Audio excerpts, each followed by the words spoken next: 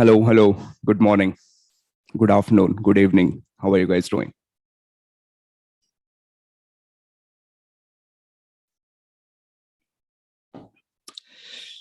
Anti-national, okay. I pass to you as well.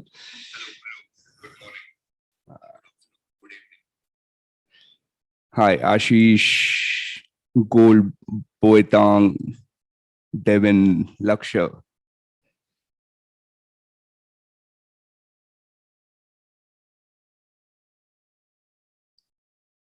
That's very kind of you to say, Devin. Thank you very much. Hi, Divya, Pratyush, Mahalakshmi, Jason, and Mol. Good morning, good afternoon. How are you guys doing?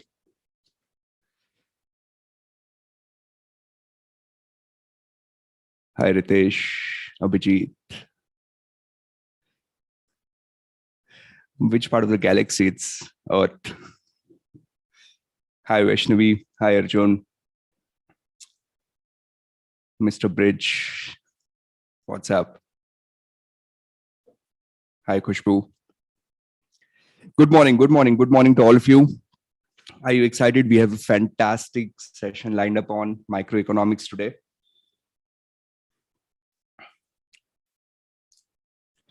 So here is how I measure the enthusiasm. We use this strange command words at FinTree. So a command word is like a substitute to say yes. It's also a substitute to show your enthusiasm. So the command word that I've been using for a few months now is iPass, right? So you type in the iPass, and the longer your pass is, the more enthusiastic you are. So give me a large, loud iPass.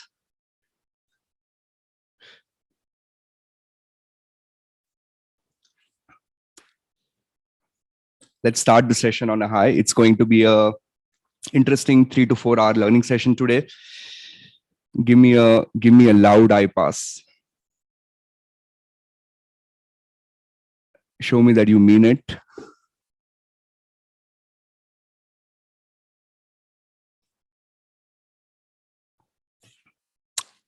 (2:38 a.m.) All right, got it, sir. That's a lot of enthusiasm. I appreciate you coming in.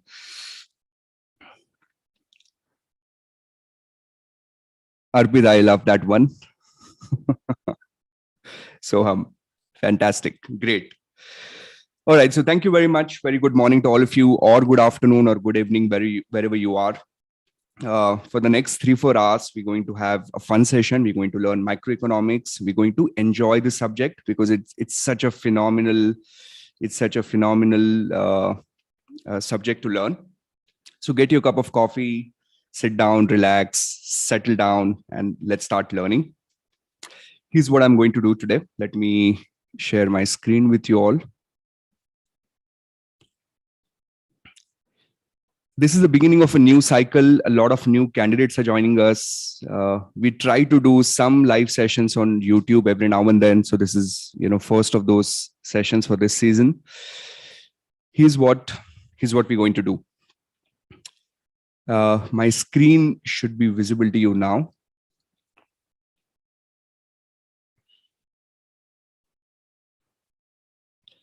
I'm going to get started with the subject right away. Okay, so we roughly have about 4 hours in this session today. We're learning microeconomics. It's a part of CFA Level I economics syllabus. It's probably the most enjoyable part of the economics, at least personally for me, because you learn something, you apply that in practice right away. So we're learning microeconomics. Of course, I'll explain what microeconomics to you, but here's how it's going to work. In the first beginning of the session, I'll start with the subject right away. So we'll spend 40 odd minutes learning the core concepts. Then I'll give you a break. I'll be giving you a 2 to 3 breaks in this window. Then once we've learned and we've warmed up nice and well, then around 9 o'clock, 9:15 India time, so about 60 minutes from now, we will have some discussion on how to study for CFA Level I. right? That's been pending for a while. A lot of people want to know it.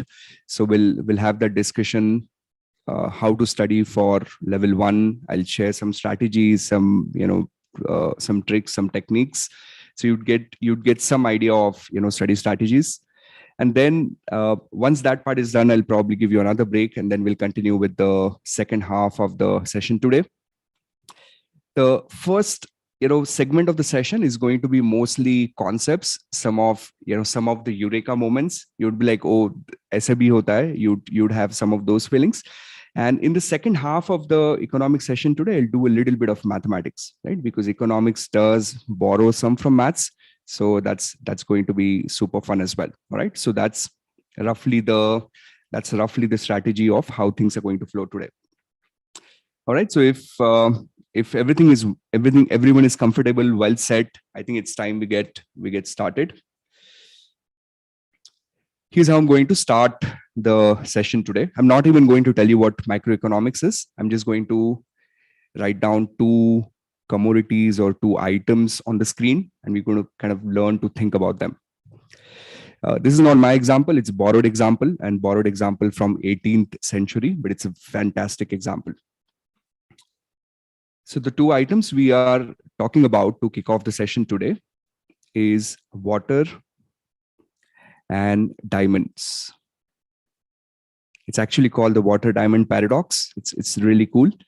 So water and diamond. And what we want to do is we want to think in the context of these really cool, intuitive, economic concepts of demand and supply, right? So that's the paradigm, that's the framework with which we are thinking about them today. So we want to think from the perspective of demand, and we want to think from the perspective of supply. All right. Demand means how much you and I need, like how much you and I want. Think about water. Do you think we need water? Is that a stupid question? Of course we need, right? We need water to survive. And think about it. There is such massive demand for water. We don't get water, we die. Right? So there is a massive demand for water, which means if I just look at this as an economic object, and if I look at this from the lens of demand and supply, all of us human beings, pani chahiye, we need water, right? So the demand for this product is significantly high. But think about diamonds. Do you think you need diamonds to survive? Bridge says my wife does. No, that's what has been hammered to us by a lot of media and advertisements. But come on, we know that we don't need diamonds to we don't need diamonds to survive. Yeah, some people early in the morning getting creative, they sing beers, take it easy, Bob. So diamonds, we would say the demand definitely for diamond is not as much as water, right? Now, 2 products, one which is essential to human survival, no water, no life. Second product, which is not so essential. But look at the prices of the water and diamond. Like think about the prices of water and diamond. Which one do you think is more expensive? Water is free, right? Or almost free. Water is almost free at most of the places in the world, but the diamond is super, super, super expensive. Correct? Now, for whatever reason, why do you think that's the case? Why do you think that water, which is so essential for human survival,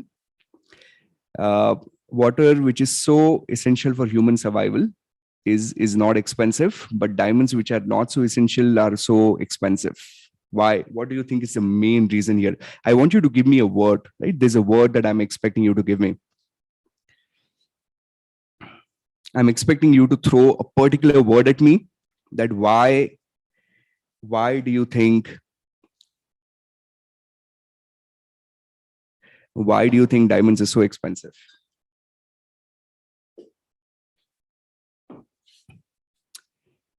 Wow, that's fantastic. I think you guys are spot on.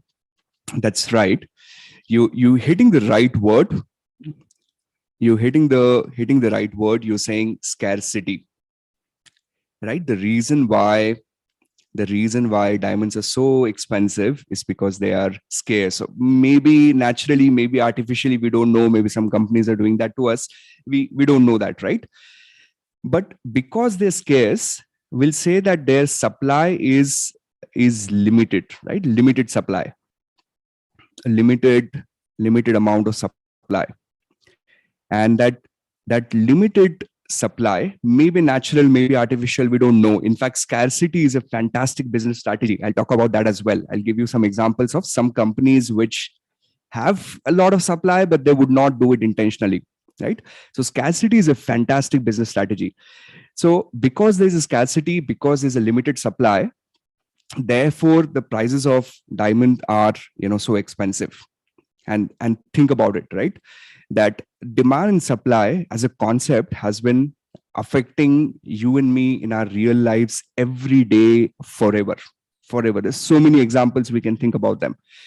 So this whole microeconomics, which in some certain courses is also called as the managerial economics. I've done like some corporate sessions where you go to marketing guys, you go to pricing guys, you tell them the same stuff but you call it managerial economics, is nothing but some sort of an integration of the human psychology, the availability of a particular product, the demand for a particular product, and let me throw a fancy word at you, and a constrained optimization. Economists love this word, right? They say optimization constrained optimization. Okay, fantastic word.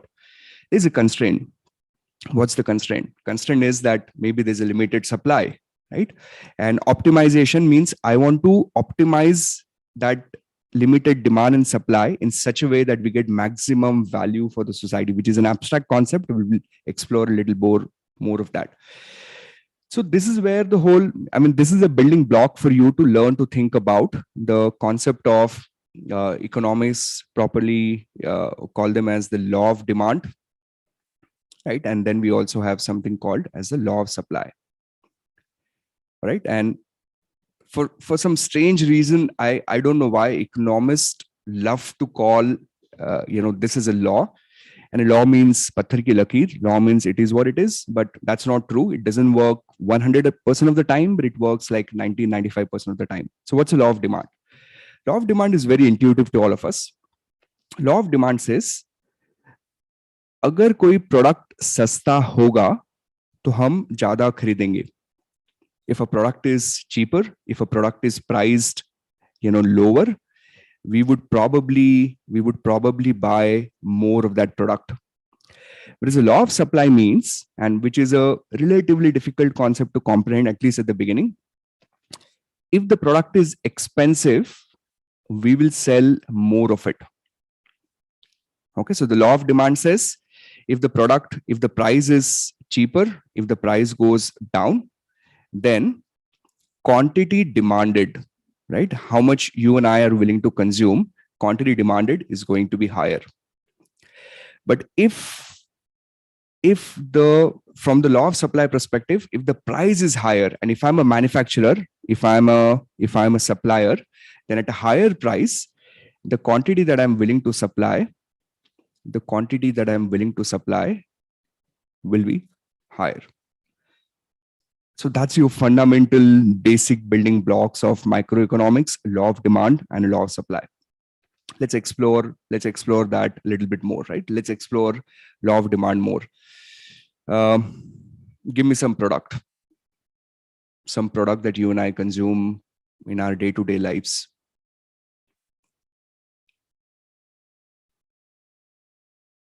Give me some product that we consume in our day-to-day lives.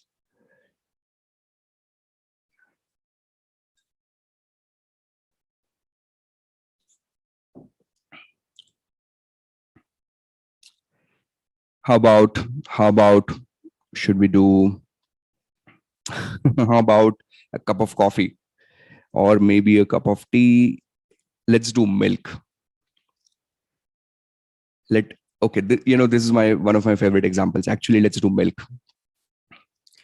I come from a city called Pune, and Pune, and we have a very famous, for the right or the wrong reason, a very famous milk and sweet, Indian sweet manufacturer who also does milk business. Some of you might know the name. Let me show it to you. Very popular guys. They kind of made the whole city popular in a way, called Chitales. All right, so these guys, they produce this milk. Okay, so we Chitale produces in the business of milk, right? Packaged milk.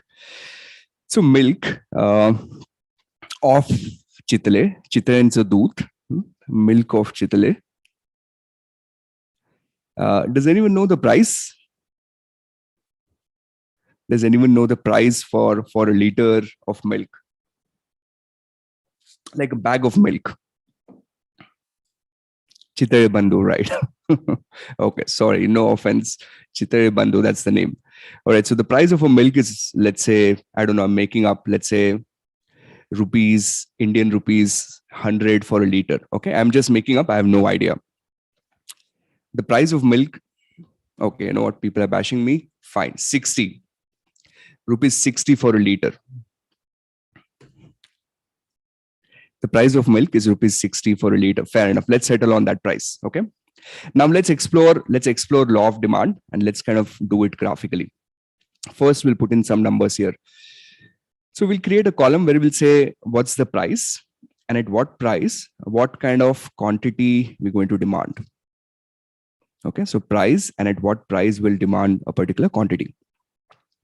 So let's say, the current price is 60. And at rupees 60, an average family would probably want to consume, let's say, 10 liters in a month. Okay, so quantity demanded becomes 10 liters. Now, what law of demand simply says is, it says for some reason, if the price of the milk is reduced, okay, for some reason, if the price of the milk is a little lower, so let's say instead of 60, if it's maybe 50, what do you think happens to quantity demanded? Do you think now people can afford more and maybe they'll consume more of milk? If the price goes from 60 to 50, what do you think happens to quantity demanded? Do you think it'll be higher than 10 liters, lower than 10 liters? Should be higher, right? It should definitely be higher. So maybe let's say 12 liters. Okay, maybe people will consume a little bit more, because now it's affordable. So a family which earlier, maybe a family of 4, a family of 6, which earlier couldn't afford, having a lot of milk, now maybe they can afford to have a little bit more, right? And it goes further cheaper. It goes cheaper, and then maybe the consumption would be 14 liters. And if it's 70, if the price increases, what do you think happens to quantity demanded? If the price increases, what do you think happens to quantity demanded? Quantity demanded will probably now become 8 liters because it's expensive. You can't afford it, right? And maybe it's 80, and maybe it will be 6 liters. So what we do in economics is we take this data, all right, and we put this on a graph, simple, straightforward graph. So the graph looks like this. Okay, graph will look like this. Now, strangely, we put price on y-axis. This vertical axis of the graph, it's called the y-axis. So we put we put price here. Some of your comments are very funny. There, price here, and we put quantity here. All right, and let's plot different prices. So we'll say the price could be 80, price could be 70, price could be 60, price could be 50, and price could be 40. Of course, it's not to scale, right? Now, at the price of 40, the quantity demanded is 14 liters, right? So it's somewhere here. So when the price is 40, quantity demanded is 14. But when the price went from 40 to 50, the quantity demanded became 12. So quantity demanded became 12. So that's somewhere here. And then when the price went to 60, the quantity demanded became 10. So 10 should be somewhere here, and then maybe here, and then maybe somewhere here. And then what we do is simply kind of create a line out of it. Okay, generally a straight line. Even equations we build like a straight line, but we call this very strangely as a demand curve, which is like a fundamental building block, a demand curve. So if you think about it, what a demand curve essentially tells you in a very simple language, that at what price, what quantity will be demanded. It's that simple. At what price, what quantity would be demanded. Okay, how do you get that is a different story.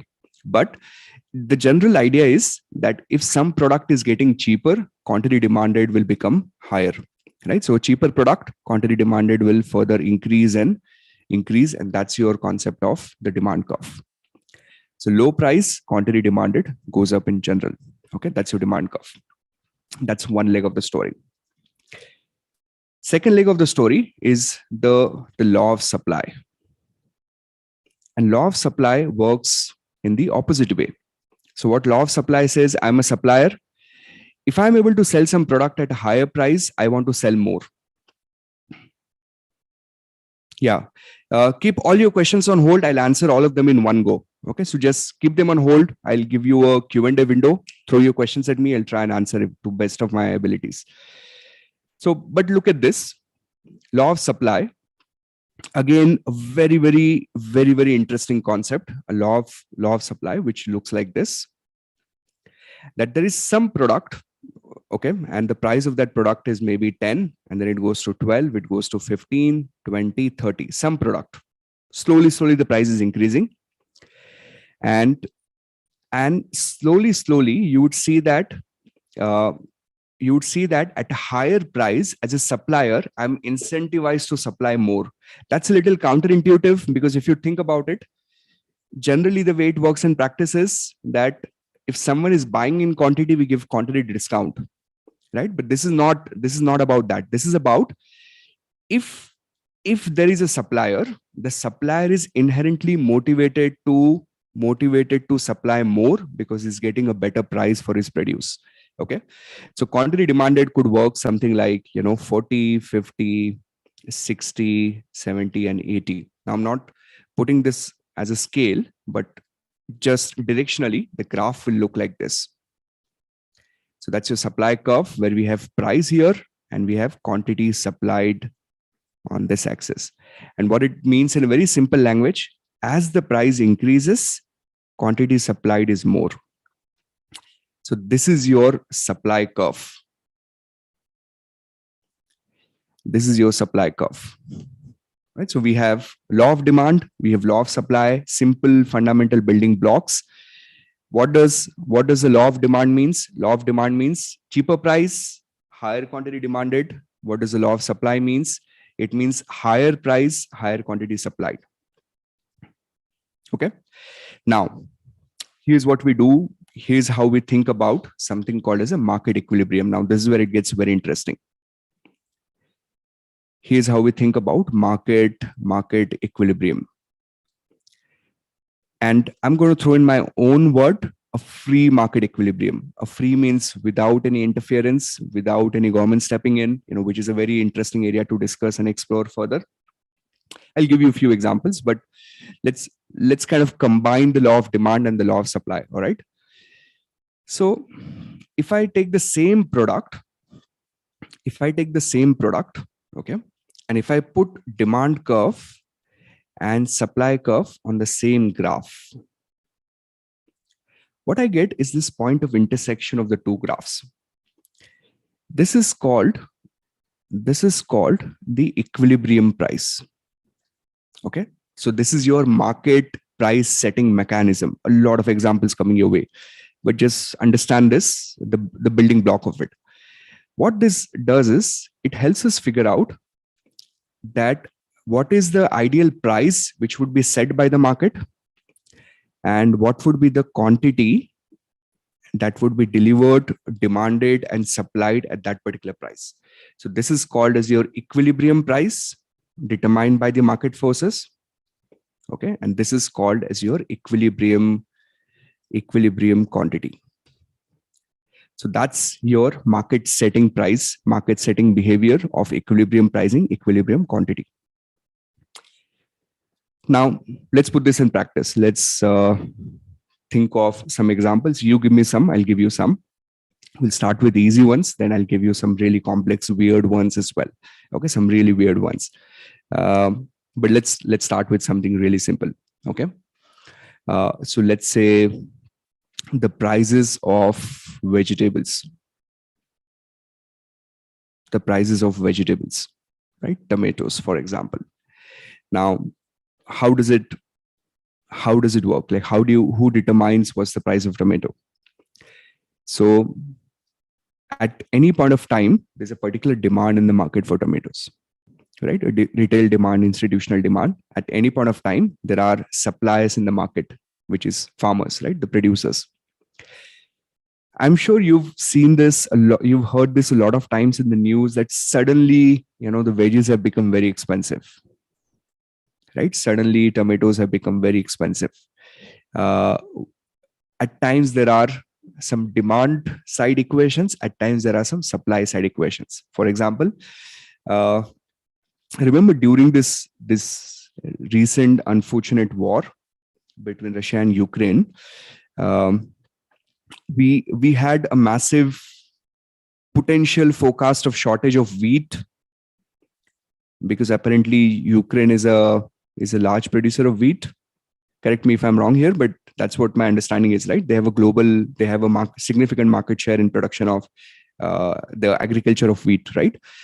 So the market forecasted that there's going to be a shortage of supply. So the supply came down, but the demand is not changing, right? So the demand is going to be same. Prices went up.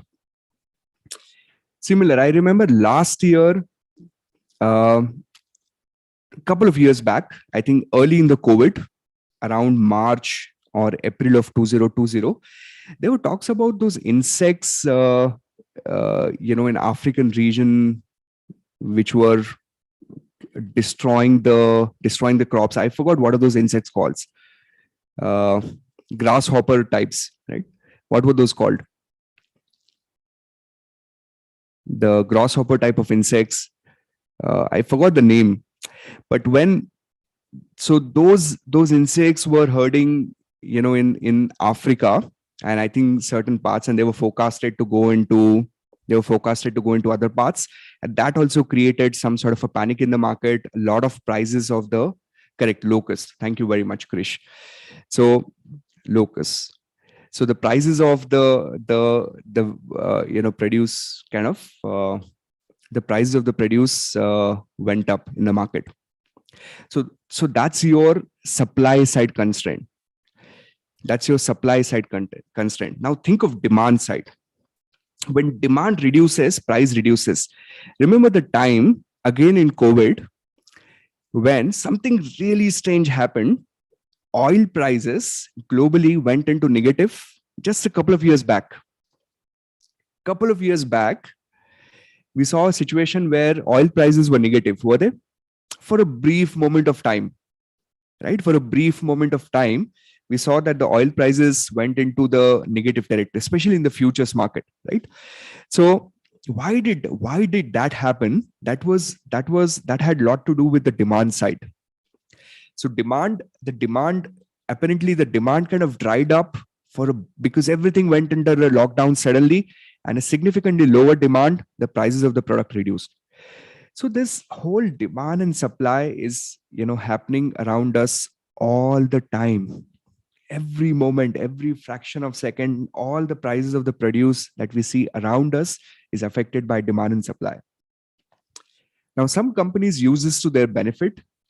And I told you scarcity is a fantastic business strategy. So some companies use this to their benefit, right?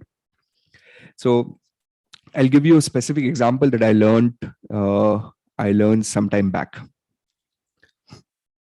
There was a co-working space in Delhi. Okay, very popular one. Now, in co-working space, simple concept, you rent offices, you do the furniture, you invite people to come in. Now, the problem is that you have a certain number of seats that you need to supply, correct? So you have 500 seats, 600 seats, and so on. You want to sell them at a good price. So if you want to sell them at a good price, you need to create demand. So what these guys did is they did really smart process. They created something called as an artificial scarcity. And what is an artificial scarcity? They said that we are inviting applications from the startups. We're going to do an interview process. And after interview, if you are selected, then only you'd be eligible to get the particular seat in my co-working space. So instead of saying co-working space, now they said that we are some sort of a startup community of sorts. So what this did is it created artificial scarcity, because now you cannot just go and buy it. You need to be eligible to be able to do it, right? And the moment you create artificial scarcity, the pricing goes up. We've heard this hoarding behavior so many times, right? There's artificial scarcity that happens on a lot of different markets, and a lot of businesses use it. So you must have heard, people saying limited sitting capacity in webinars. Now, technically, a webinar cannot have a limited sitting capacity. It's internet-based delivery mechanism. You can have, a lot of sitting capacity. But when your supply is constrained, valuation goes up. Think of those expensive sneakers. I don't know how many of you are into sneakers. I'm not, right? But think of those expensive sneakers. Like, some of the sneakers are crazy expensive. Like, you can't afford them. Normal guy cannot afford them, right? Like 40,000, 50,000 Indian rupees, like $500, $1,000. So why are those sneakers so expensive? That's an artificial scarcity. So there you go. Now, these are my normal examples. Now, let me give you a really weird one. Maybe a controversial one, and then I will take your questions. Okay. Yeah, the Jordan ones, right? So a few years ago, one gentleman from Florida, he put up his kidney for auction. Okay, it's a true story. A few years ago, a gentleman in Florida, he put up his kidney for auction on eBay. And I think he went to the extent of saying that you can bid for a price. Whoever wins the bid will have a right to choose whether he wants the left kidney or right kidney. Very interesting. Think about it. That kidney is not a product you go and buy in the open market. Okay. And obviously there's a question of morality. There's a question of, whether it's ethical. There's a question of legality. But let's remove all of it, for a moment, and let's just think purely capitalistic, economics perspective. Right? So let's just think purely from economics perspective. Would you agree that there are a lot of people who die?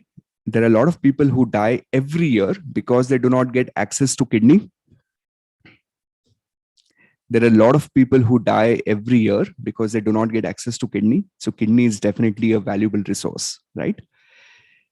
Would you also agree there are a lot of people who die every year because they do not have access to food, they do not have access to resources, they do not have access to sanitation? So the way an economist would think is, he would think free market. Okay, he would say that by doing this trade, I can make both the parties better off. Right? I mean, that's a very outlandishly capital thinking. It's also inhuman. But if you think about it, that the guy who's donating the kidney, he gets a massive sum of money that solves all his life problems in one go. The guy who gets the kidney gets to live extra years, and humans can survive on one kidney, right? We like, at least that's what I understand. So think the way economists would think is, if I could create a market, where a marketplace where kidneys are being sold and kidneys are being purchased, and the demand and supply mechanism through auction will do a price discovery, and maybe all the people would be better off. Of course, there's a question of ethics, morality, and all that stuff, and I'm not saying that's a great idea. I mean, that's an idea up for debate, right? It should be debated on the organ allocation policies of different governments. So that's debated, but that's how economists think. They think purely from a demand and supply perspective. So there you go. That's my first bit. That was my introduction to the concept of demand and supply. Now I'm willing to take whatever questions that you guys have at me. We'll do them one by one. You type them on the chat box. There's a 30 seconds lag between me and you. So there will be a little bit of pauses in between, but I'll try and answer as many questions as I can.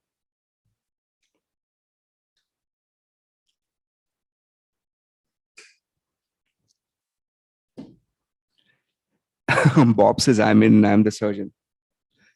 Fantastic, Bob. Set up an exchange.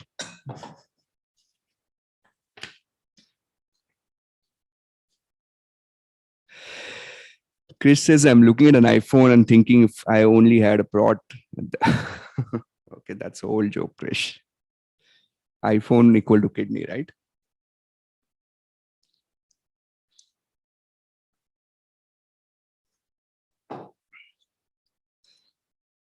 All right, any questions, anything that you guys have, you can ask me now.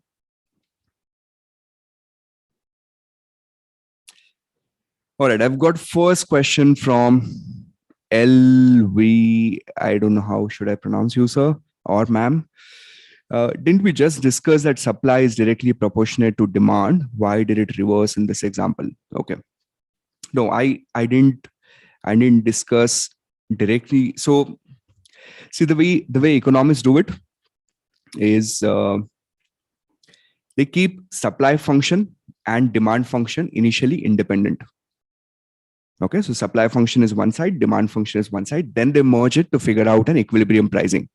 Okay, so you just think, when you think of demand, you want to think from a consumer perspective. At what price am I comfortable buying a product? Okay, so maybe, so we would agree to some level that maybe Apple produces quality products. Okay, again, I don't want to get into debate, but let's assume Apple produces quality phones. Okay, but they still have 20 or less than 20% global market share. Now maybe they can have a higher market share if the price of the product is lower, right? So thinking purely from a consumer perspective, when the price of the product is lower, I can buy, there would be a higher demand at that price. Higher demand means I can either buy 2 iPhones or more number of people will buy iPhones, depending on whether you're looking at a market demand function or an individual demand function. But that's a simple logic. So that's one side of the story, which is demand. The other side of the story is supply. So what supply says is, I'm more incentivized to work. I'm incentivized to supply more when I get paid better. Okay. So a great example for supply market for some level is the labor market. Okay. So just think of labor market. You're being paid wages. Let's say you're being paid wages per hour. Okay. You're being paid a certain wage per hour. Now, if that wage is increased at least initially up to a certain level, then the laborers are incentivized. To work more. That means they would, at least at some level, they would be incentivized to supply higher quantity of the number of hours that they work.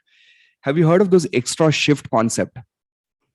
extra shift, right? That your typical shift is 8 hours. Maybe you do one more extra shift, or you do 2 hours of extra shift.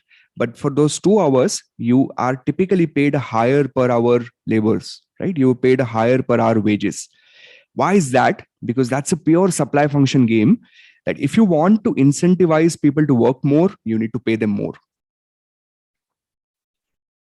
So that's, yeah. So Mangesh, hopefully that gives you some incentive of higher price is higher quantity supplied.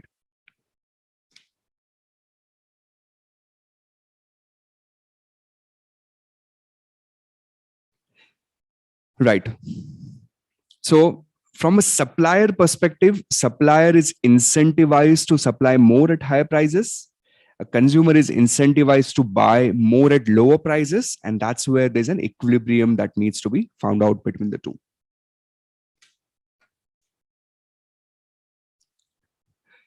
We'd rather not. Good car demand and supply. All right, great. So there's one more question you guys didn't ask, but I'll probably answer that for you. And I'll also summarize what I've done. Economics is fun, but we also have an exam to pass. We need to keep a good balance of practice and, learning. So I started the session with water and diamond, and maybe after this discussion, it's a good idea to review this example again. Think about it. Water is available in abundant supply, right? At least as of now. And let's hope at least as of now in, most of the countries in the world, except few, like we all know what happened in South Africa, right? But water is available in supply. There is a very high demand, but there is equally high supply, and therefore the price is no or free. Whereas diamonds do not have that much of demand, but their supply is even more constrained. In fact, the value comes because of scarcity of supply, and therefore the pricing is relatively higher. Then we went on to the concept of law of demand. Very simple concept, straightforward, intuitive, just comes to us naturally. We say that at lower prices, the quantity demanded is higher. If the price of the product is lower, generally I will buy more of it. Okay, generally people will buy more of it. Law of supply, when the price of the product is higher, I am willing to supply a more quantity because I'm making more money out of the process. That's one way you want to think about it. Then we put them on a graph where we put price on y-axis, and that needs a little discussion, and I'll reach there. But price here on y-axis, the vertical axis is called the y-axis, and quantity here on the x-axis. And we'd say that a demand curve, and look at the paradox. I'm calling it as a curve, and I'm drawing it like a straight line, right? And again, we'll discuss. So price quantity, it's a downward sloping function. That means ulta relationship, inverse relationship. It means what is an inverse relationship? The prices is lower, quantity demanded will be higher. I will buy more of those products at lower prices. Law of supply, the prices are higher. As a supplier, I'm incentivized to sell more. I'm incentivized to supply more. It's at higher prices, I'll be willing to supply a larger quantity. So an upward sloping supply curve. Now, a market equilibrium is essentially an intersection of the demand curve and the supply curve, right? So we intersect the demand and supply curve where they meet each other. In the second half of the session today, I'll be giving you some mathematical function around it, right? We'll have some fun with some basic algebra. So that would be my equilibrium price. That would be my equilibrium quantity. Now, two doubts, okay, which I was hoping you would ask, but I'll answer them any which case. So first doubt that I get is, you're drawing it like a straight line. Why you're calling it as a curve? That's strange. It's why you're drawing it like a line. Why you're calling it as a curve? And the answer is, I don't know. Okay, I think it's what economists do. Economics also call themselves as, do you know that economics is called social science? But they still call themselves as a science. There are some strange things that happens in economics. This is one of them, where you call them as demand curve, but you draw them like a line. And that's probably because, the true demand behavior is actually a curve, but a straight line is some sort of an oversimplification of that true demand behavior. Okay. So this paradox will happen throughout my sessions. I will be drawing a line. I'll be calling them as a curve. Ideally, it should be called a demand line, but we just call it as curve. It is what it is, right? Second one is even more strange. You tell me, do you think price determines quantity, or do you think quantity that I want will determine the price? Let's call them A or B.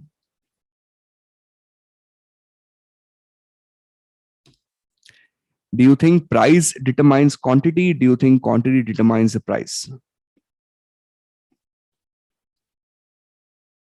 What do you think is more appropriate?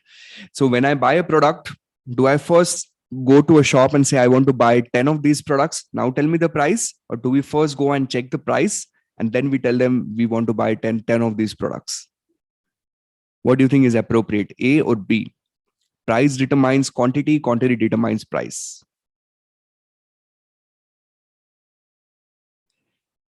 We first go and ask for the price, or we first go and say that I want to buy this much? Most of the time, like, see, economics is your and my behavior, right? Microeconomics. It doesn't have to be rocket science. It's going to come to us just naturally. How you and I behave. When we walk into a store, we want to buy something. We would first ask how much is it worth, or at least, look at the price tag quickly. And then we'll say, you know what, this is a decent price. Maybe I can afford to buy 2 of these, right? Or I can afford to buy 3 of these. So in most of the cases, price will determine what is the quantity demanded. Most of the cases, right?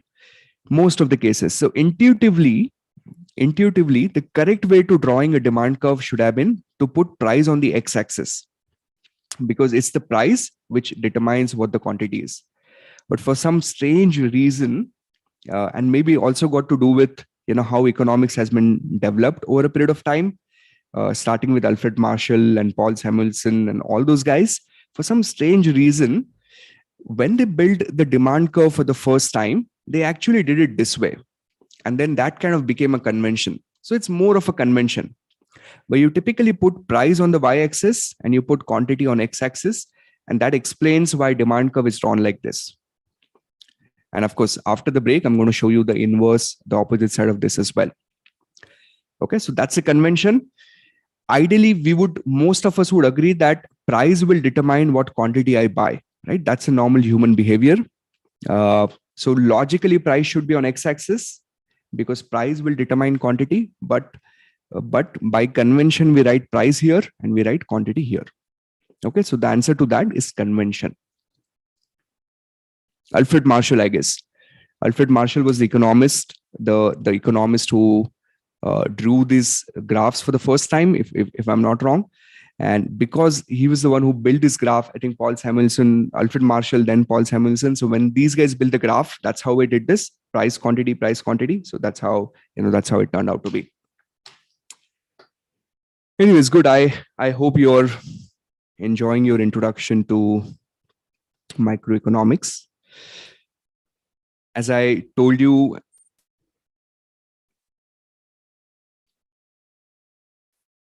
at the beginning, oh, by the way, your yes is going to be an I pass. Okay, so if you're enjoying this, you can feel free to give me an I pass. And when you type in the I pass, why not feel it?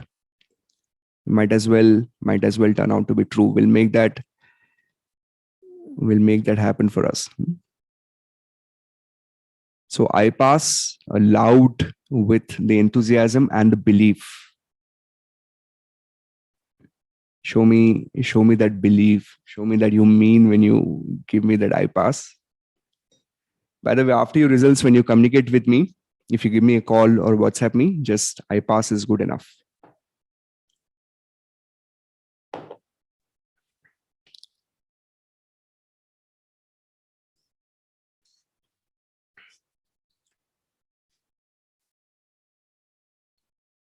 Nice.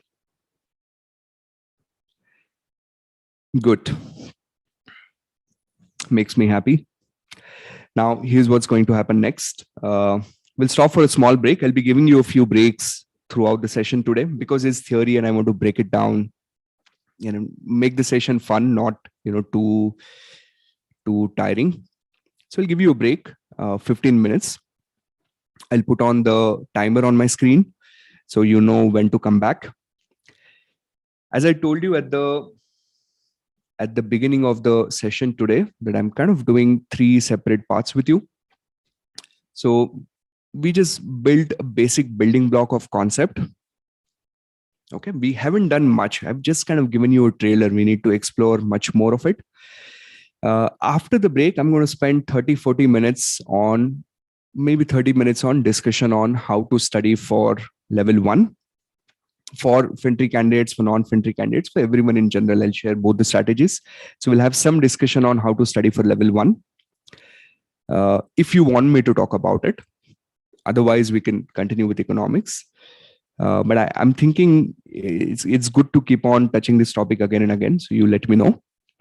And then we'll continue with economics, but this time around we'll do a little more technical part of it. So we'll explore, the technicalities of, this demand curve, demand function, finding the equilibrium, and then doing a little bit of maths around it. All right, so let me put on the timer. 15 minutes, go get a cup of coffee, do whatever you need to do, and then come back and let's discuss how to study for level 1. And I'll try and answer as many queries as I can, and then we'll continue with economics again.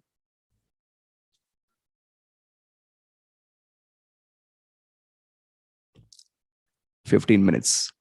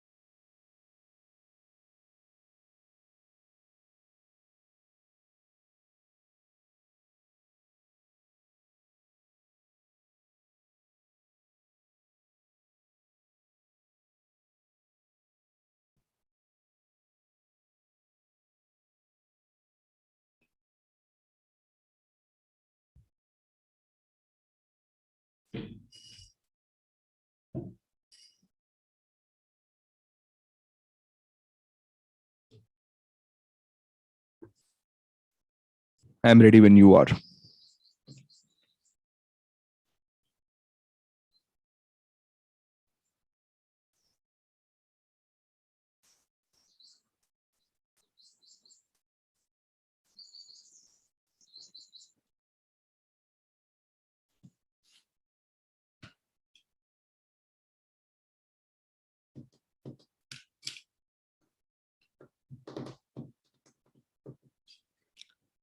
Should we start?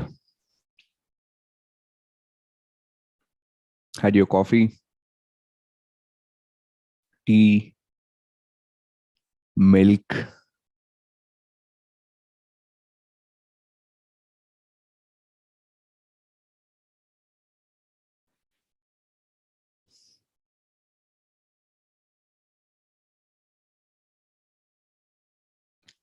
A power nap?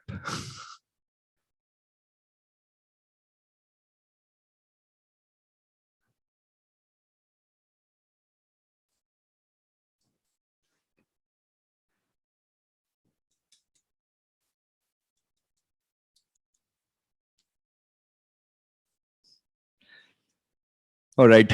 I've been wanting to do this on YouTube for quite some time. Couldn't get around doing it. So finally, I thought I'll combine this with how to study. Ice cream faluda. Okay. All right. So this is not a crash course, Anuj.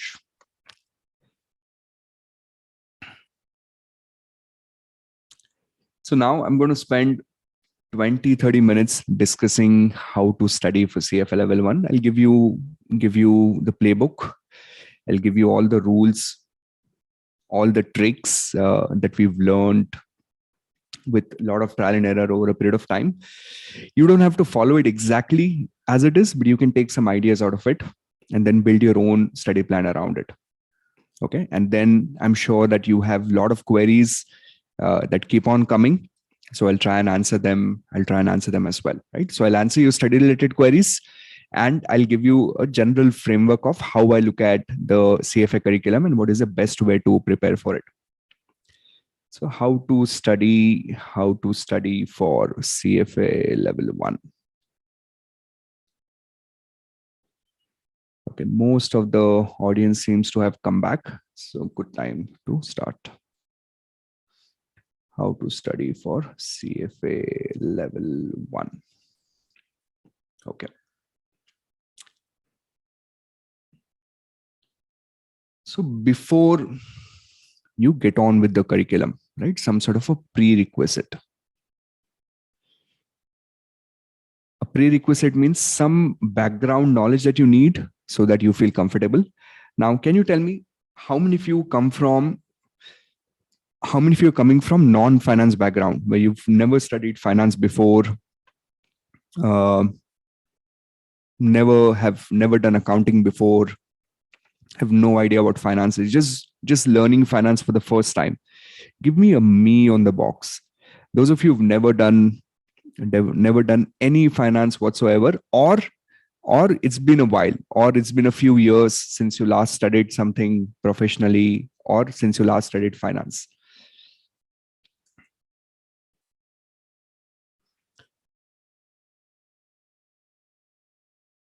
Right, we have a big chunk. Engineering, right? Engineering. Bob is a doctor, MD.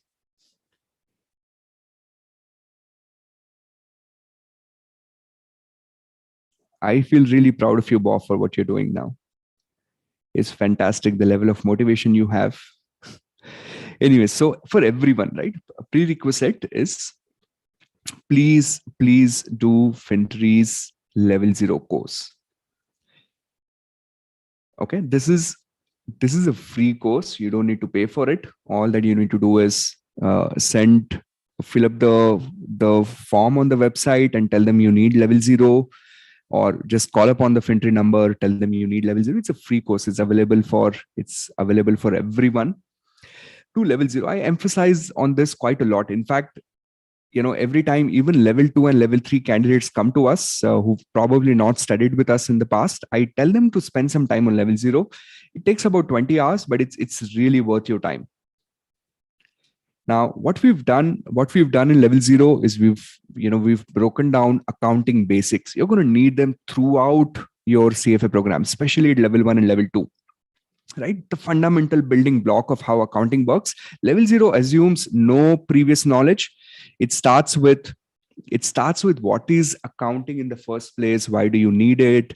What is a balance sheet? What is an income statement? To a level where by the time you finish level 0, you can actually analyze the ratios of listed companies. Like we've analyzed ratios of, I think, Apple, Coca-Cola, McDonald's, some Indian companies. There's a ton of content there inside level 0.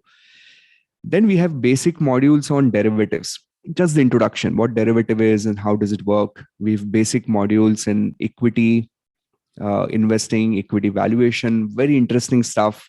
I've given some practical examples. Some of the stocks that are there in my portfolio, those have been discussed. Then we have basics on statistics. Like a lot of people don't intuitively understand what a standard deviation is, but you need that, right? You need to have a intuitive, not the mathematical. Of course, mathematical is important, but just how do you visualize a standard deviation? How does it work? What's the volatility? So all these sections have been covered, and some more, which I can't recall right now, but it has been covered exhaustively. So before you jump into level 1, sharpen your tools, make sure you're comfortable with all the basics. Of course, I think a very important one I completely forgot is TVM. We've almost 3 to 4 hours out of 20 hours is time value of money, where we've taught how to use the financial calculator, all the tricks and techniques, how do you play with numbers. Once you're good with this, trust me, and if you do spend time, a lot of concept in level 1 are going to become easier for you. What happens is some people get impatient, right? Especially if you have a little bit of background, you'd feel like, what, I know this. So at least watch them once and get comfortable with the whole process. Okay, so that's your prerequisite for everyone. It's a free course. Do it. Level 0, simple, straightforward, 20 hours of investment, but will give you significant return on your time. Then you get on with level 1 curriculum. And here's a strategy that I propose. Your study should be broken down into 3 parts.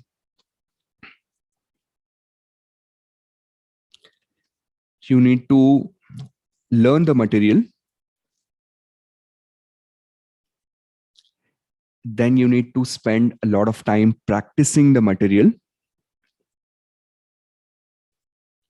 And then you need to spend a reasonable amount of time revising, because I think most of us have this problem where we study, we move forward, फिर भूल जाते हैं. Then we forget, right? We forget what we've done a few months ago. So your learning strategy, your study strategy it should have inbuilt focus on learning, practicing, and revising. Now, here is how I propose you tackle each of these steps. Now, for learning, and right now I'll start with those of you who have access to FinTree resources, and I'll also discuss those of you who do not have access to FinTree resources. Either ways, you should have some strategy in place, right? So learning, I break it down into 3 legs. Okay, 1, 2, and 3. And in fact, in my learning leg, I've thrown in some practice questions also, because I feel it's a part of the learning. So you do 3 things. You do the live sessions with me, if you can. If the time allows you, if you have the appetite for doing 5 days a week type of classes, I'll explain live schedule also. We have this new program called Live School these days. I'll explain that a little bit later. All right. So do the live sessions. You can't do it, you do the videos. Okay, pre-recorded learning. Though the reason why this is recommended is because if you think about it, reading has been, in vogue for multiple centuries now, right? Because that was the only medium available at that stage for people to transfer knowledge. But fundamentally, learning from videos is substantially more efficient just because the concept is broken down and explained the way it needs to be explained, because you get much more flexibility explaining a concept as against doing it on a written text. So it just improves your learning curve. In less time, you learn more, right? So do the live sessions, do the videos. If you do not have access to resources, it's fine. It's not the end of the world. You can always substitute that. So this is or. So I'll make an or strategy here for those of you who do not have access to resources.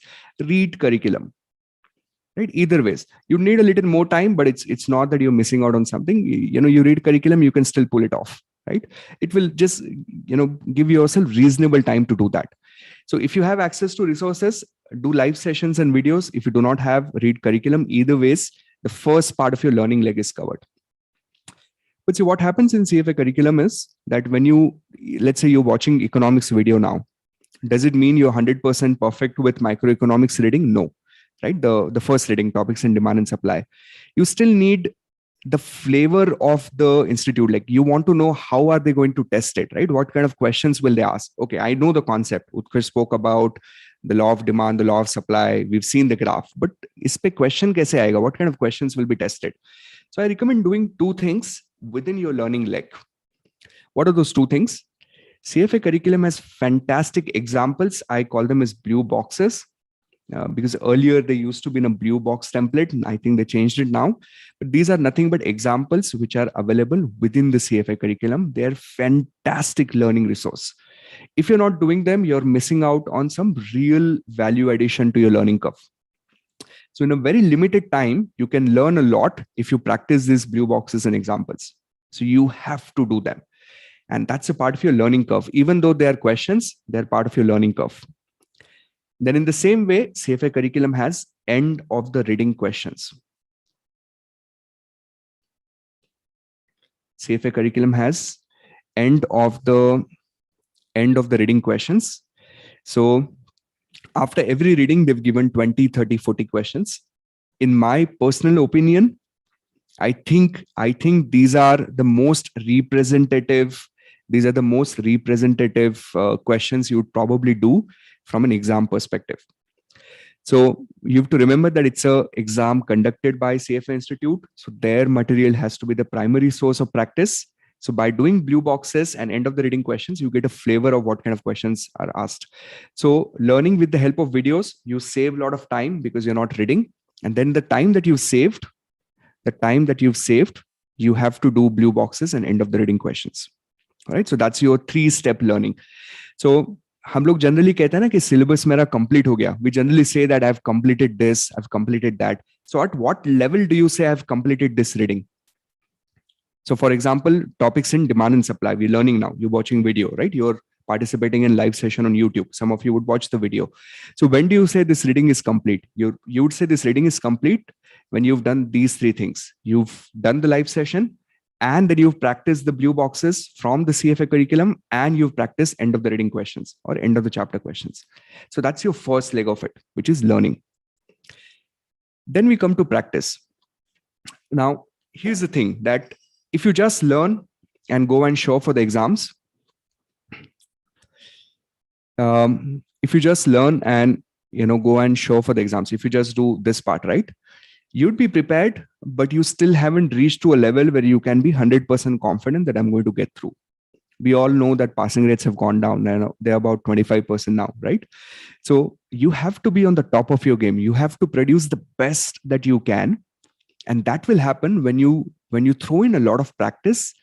And then when you're practicing, you end up making mistakes, and then when you make mistakes, you learn from those mistakes. So in the practice leg, again, if you have access to FinTree resources, all that you need to do is write the weekly test. That's it. So I'll explain when the weekly test happens, but every week, you'll have to contact the FinTree support to get access to level 0. You need an enrollment key. I'll talk about that. Just put a pin on it. I'll tell you how to get access to level 0. Okay. You'll have to contact FinTree support. They'll provide you with an enrollment key, and then you would be able to get access to it.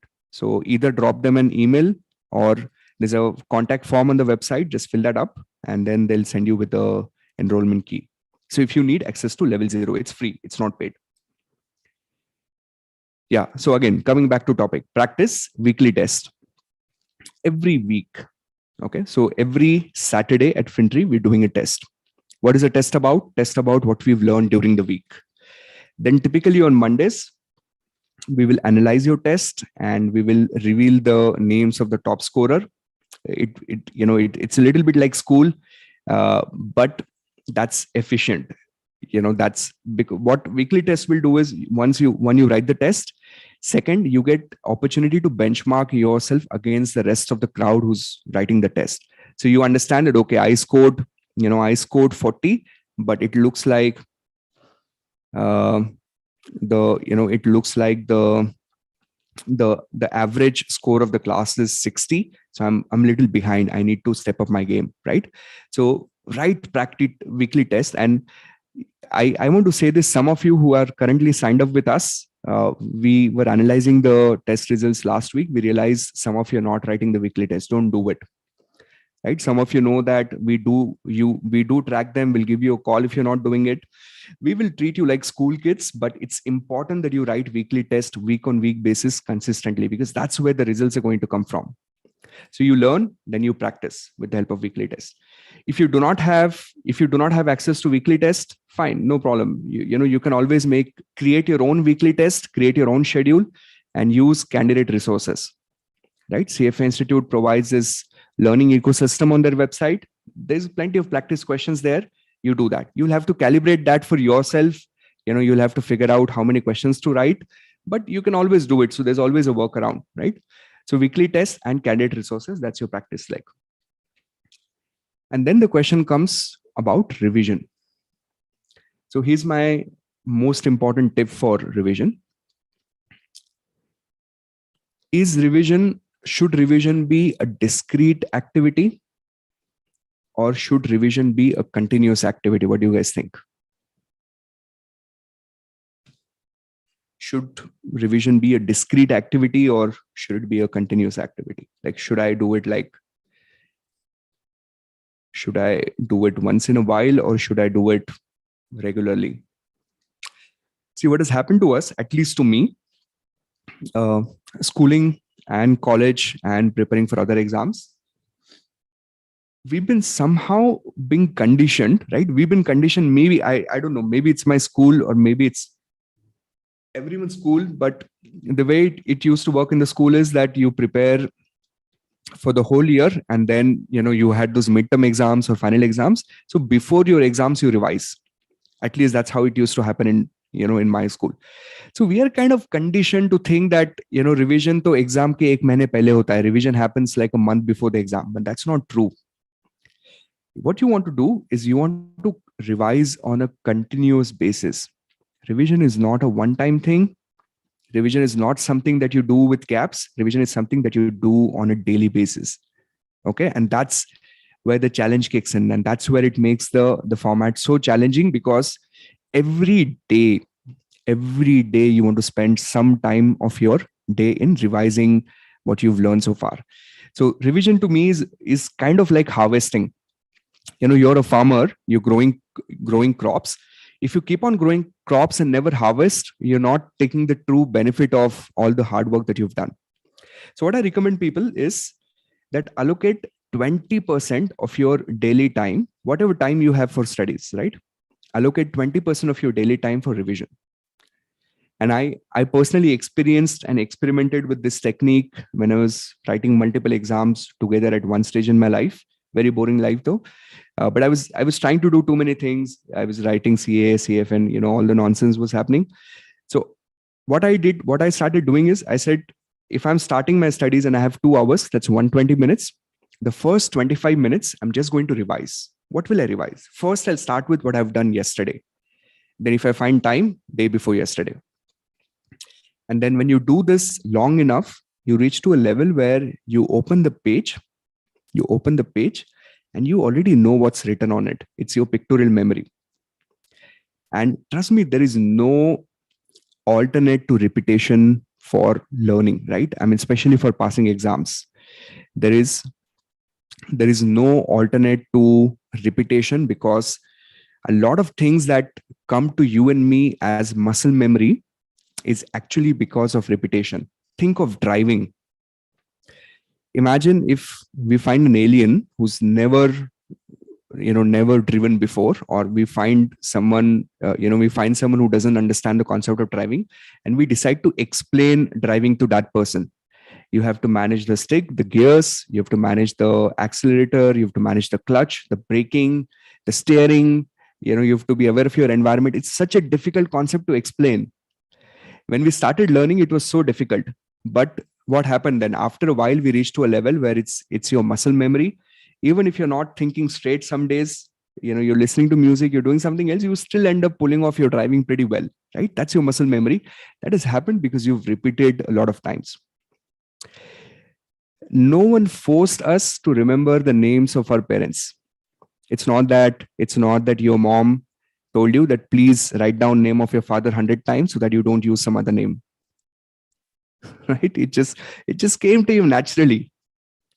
It just came to you naturally because you did that, because you heard that name so many times.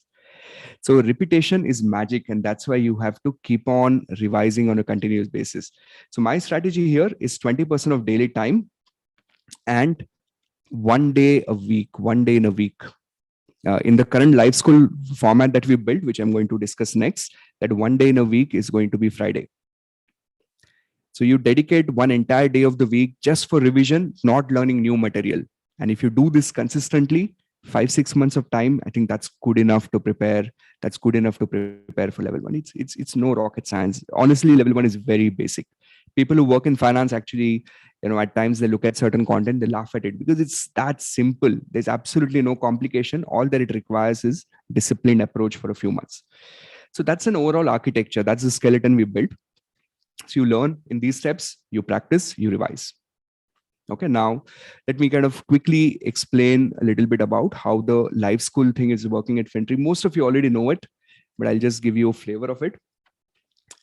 So your learning week is starting on Sunday, right? So CFA Level 1 Sunday, you're doing one long format session with me, which is typically 8 a.m. to 12 India time, IST. Okay, this gets broadcasted on FinTree app. You get a 24-hour archive, so you can watch it whenever you want within 24 hours. Then we have Monday, Tuesday, Wednesday, Thursday, next consecutive 4 days. You have a daily 1 hour live session from 8 to 9 a.m., just 1 hour each. And we did a lot of brainstorming before we came up with this format, right? Because before this format came in, we were almost doing CFA training for 10 years. So we'd done a lot of experiments. One of the things we realized is that people do spend time on weekends, but somehow Monday morning that office pressure kicks in and the level of motivation drizzles down. And by the time we reach end of the week, they've almost forgotten that they've signed up and they've committed to CFA. So what we wanted a little more intervention in people's lives on a daily basis so that we can integrate studying as a part of the daily lifestyle. So maybe make a ritual out of it, that every day, participate in the CFA Level 1 class while you're having your breakfast, or while you're working out. That's fine. You figure out what works for you. But every day, spend 1 hour in the live class. That's going to keep you committed and motivated. And then you take the Friday off where you don't have to see me, I don't have to see you. And what do you do on Friday? You revise. What do you revise? You revise what you've learned in the previous 5 days and revise what you've done in previous week so that you're well prepared for Saturday test. So you write the test on Saturday and you keep on repeating this cycle. And if you repeat this long enough, you realize that all the essential pieces of your learning has been taken care of. So this is an overall architecture. In terms of time, okay, I'm going to go a little aggressive here. On weekdays, the expectation is that you pull off about 2 hours a day for 5 days, which includes your live class of 1 hour. So on every weekday, we expect you to put in about a couple of hours for 5 consecutive days. Okay, in general, this format has been very, very successful. So figure out some time of the day when you're not stressed. generally I recommend people to do it before you start working, right? So maybe early in the morning. And why is that? Because your brain is fresh, it's most receptive. So you want to use that power of brain, and you want to learn as much as you can in that window. So 2 hours a day, 5 days a week, that's your weekday. And then Saturday, Sunday, you do as much as you can. Like CFA takes your life away. I've told you that multiple times. So you do 7.5 hours into maybe 2 days, 5 hours, 6 hours, depending. Try and manage whatever you can, and do this format for 5-6 months, and more or less you're done. Right? You've got the material, you've practiced, you've revised, you're comfortable. Uh, in the final month, do the crash course, write the mocks, go and write the exams. You're more or less done. You're sorted. So that's overall architecture of how we design the program. Doesn't mean you have to be a part of it. You're busy. This doesn't match your schedule. It's expensive. You don't want to buy it. It's fine. What you do is you take the skeleton, you design your own program around it. But as long as you do it in a disciplined way for a few months, I think you're going to feel yourself very comfortable in the overall system. Apart from this, what are some of the cool revision techniques or cool study techniques? My favorite one is post-its. Okay, so you would, like, if you ever come to my office, you would see that I have these things everywhere in my room, all the places. I keep on writing stuff. I keep on putting them at different places. What's the benefit of having these? You kind of convert some task, you outsource your memorization task to your pictorial memory. Okay, what I mean by this is, let me get on my screen again. That let's say today we learned something cool, right? Let's say you understood the concept of equilibrium. So what you need to do is make that graph, put it on a post-it, put this on your wall somewhere where you spend some time, and you do this for a while, and automatically your pictorial memory builds. So do it. I can show you some pictures maybe in subsequent session where students have completely filled up walls in their houses with different subjects, and it's a very effective study technique. So just give it a try. Buy good quality post-its, maybe from 3M, and try work with them. Second thing you can definitely do is make use of juice notes. We've applied the same concept with juice notes. Inherently, all of us love pictures. We learn better with pictures. We are all visual animals. So when we see an image, we kind of remember it better than seeing the text, right? That's how we genetically wired. So what we've done in juice notes, we've taken the CFA concepts, we've broken them down into graphical images. And they're very cheap. We give them CFA Level I, I think you'd get them for, $30-$40 or something in that price. I don't remember the price exactly, but they're very cheap. They're also available on Amazon in India. We've kind of democratized the pricing for Level I at least, so you can get access of them. You'd really feel how beautifully they've been designed. You'd enjoy revising through them. They're revision material, not learning material. Then here's another cool technique you can use, which is voice memos. Okay, I did a lot of this when I was studying. So what's a voice memo, right? All of us have audio recorders in our phone. So you come across something, you feel like I want to revise this a little later, just record an audio note for yourself.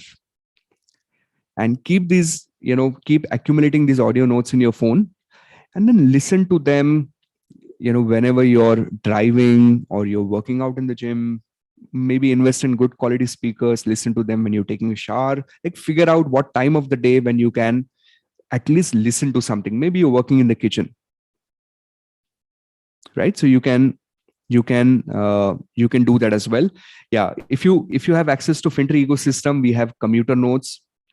I recorded them quite a while back, but they're still relevant. At least most of them are still relevant. What I did with commuter notes, it's kind of like it's like a podcast. I sat with few students and I grilled them. I asked them a few questions. They answered. We all in the good spirit, and we explored that particular subject. So if you don't want to do your voice memos, you have access to commuter notes. You listen to them. So be creative, right, and be involved in the process, and then automatically you'd start enjoying the whole thing. Another great technique is to have a study group. It's peer-to-peer learning is the next big thing in education, right? Peer-to-peer learning means you learn a lot when you're trying to help someone learn that concept. You learn a lot when you're teaching someone. So find a study group of 2 3 people, preferably in your area, where you can meet once a week. Create a ritual out of it, right? Automate your life. Create a ritual. Let's say that you're writing your Saturday test. Create a ritual that after the Saturday test, you'd meet with your friends, maybe at some coffee shop, and then you guys can sit and discuss the test together. Figure out what areas you made mistake. Teach them what you know. Learn from them what you do not know, and so that you get a little bit of, you get to hang out a little, you socialize a little, and you also learn in the process. So just be creative. I think that's the overall idea.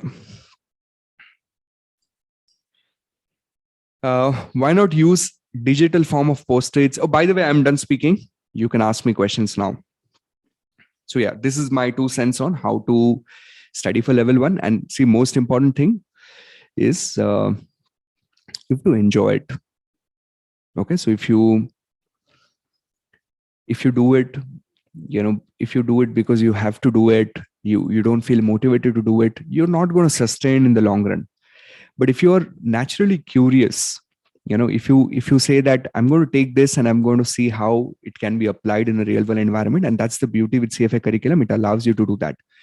So if you learn with that sense of joy and sense of enjoyment, the whole process becomes beautiful. That's what happened to me. My honest confession, I was writing CA and CFA exams together, and I never enjoyed the CA curriculum, right? CA was like very boring for me. I had to memorize taxation and all those stuff. And I used to think, why should I memorize when I can open a book and check it there? But CFA, I really enjoyed because the curriculum is so fantastic. It allows you to apply that in a real world setting. So CFA curriculum by itself is fantastic. All that you need to do is, figure out where you can apply it in real world situations. Okay. Do we have to revise our own, or should we revise with juice notes? Okay. See, if you have access to juice notes, the smartest thing to do is make your post-its and put them on top of juice notes. So you just have one book. You just have one book to study.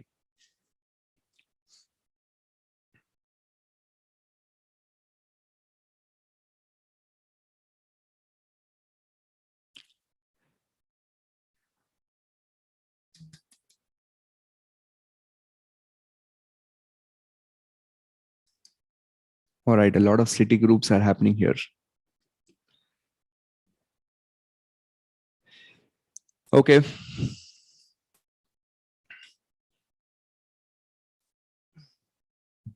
What do you say? Should we go back to economics?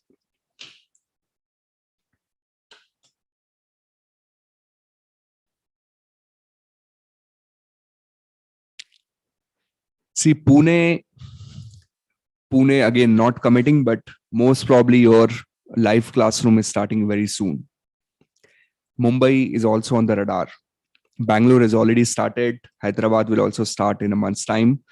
So if you're from these cities, you're welcome to, the webinars will continue, but if you're from these cities, you want to do live classroom, it's that option will start pretty soon.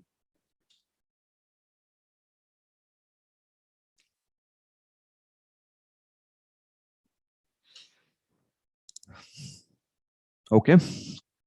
But be a little patient. We kind of we're working on the logistic part. Whenever we're ready, we'll reach out to you. But yes, that's something on our mind. We're working on it.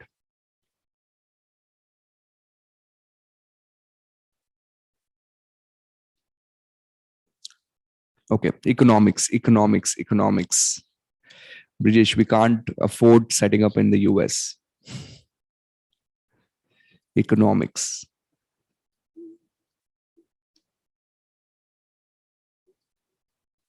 Come on, everyone, come back. Let's have some fun.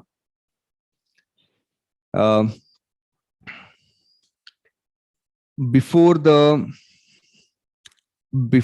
I give you the first break, some of you were asking me questions on supply.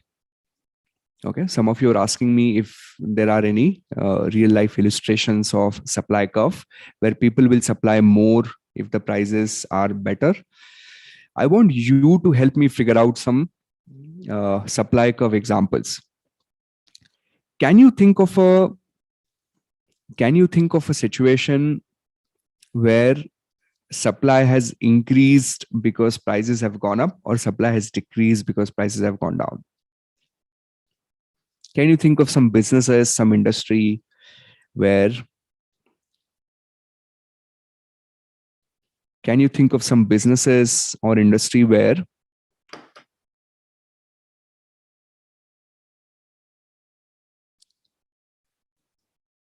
supply has increased or decreased because of prices? Come on, let's see how aware of you are your surroundings. Give me some good examples. Supply curve.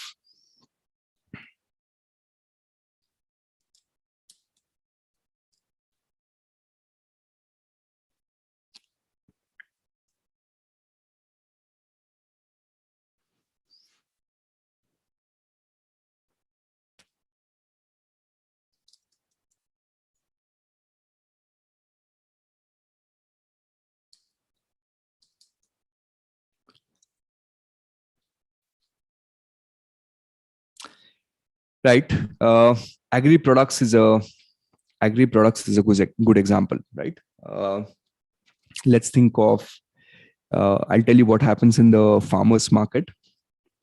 Let's say price of a particular you know uh, price of a particular commodity has gone up.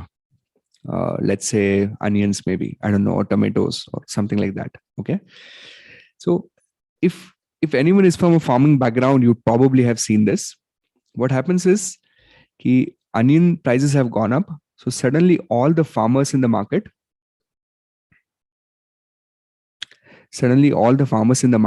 now they want to start producing onions. Have you heard that happening, that onion prices have gone up, so farmers who are currently contemplating, they'll start allocating some of their land resources for growing onions, right? uh, which means the supply in the market will eventually increase at some stage. Sanitizers, that's a fantastic example. Whoever came up with that, thank you very much. um, how many of you panicked during the first wave of COVID trying to get your hands on sanitizers? How many of you were like panicking trying to get sanitizers? It was, and like, I was in Pune at that time. I live in Aund Maner area, and I realized it was so difficult to get sanitizers, right? And uh, I, funny story, there was a massive shortage of sanitizers in the market because everyone wanted sanitizer, right? So a lot of companies which had nothing to do with sanitizers, generally they started manufacturing sanitizers at that time. Okay, so I remember there was a company I was tracking, not in my portfolio, but I was tracking. The company's name was Cupid Limited. It's a Nasik-based company. They manufacture or produce female contraceptives and even male contraceptives. These guys made an announcement that we're going to manufacture sanitizer from now on.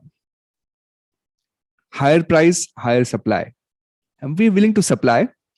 Prices have gone up. We can make good money out of it, right?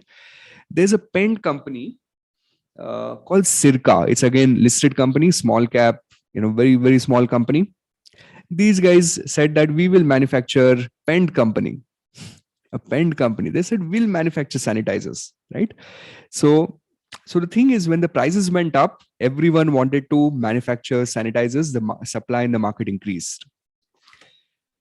Uh, the most recent example, if you're living in India in a metro city, are you experiencing a lot of calls from real estate developers these days? Are you seeing a lot of real estate advertisements? Suddenly, in the last 1 year, there's a lot of kind of real estate space. Like, seems like it's heated up.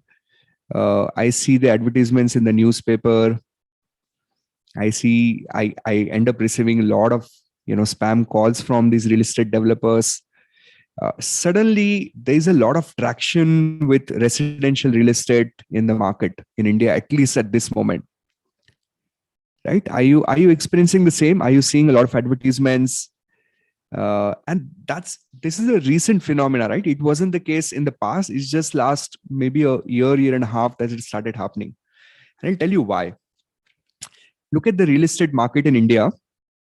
Real estate market in India, the previous peak was about 2014-ish, right? Real estate works in a cycle. Typical cycle is about 10 years. At least that's a super cycle, right? So previous peak was 2014, 2015. Now the experts in this field can correct me. But after that, we entered in the market with relatively flattish territory for almost 7-8 years. There was no traction in real estate.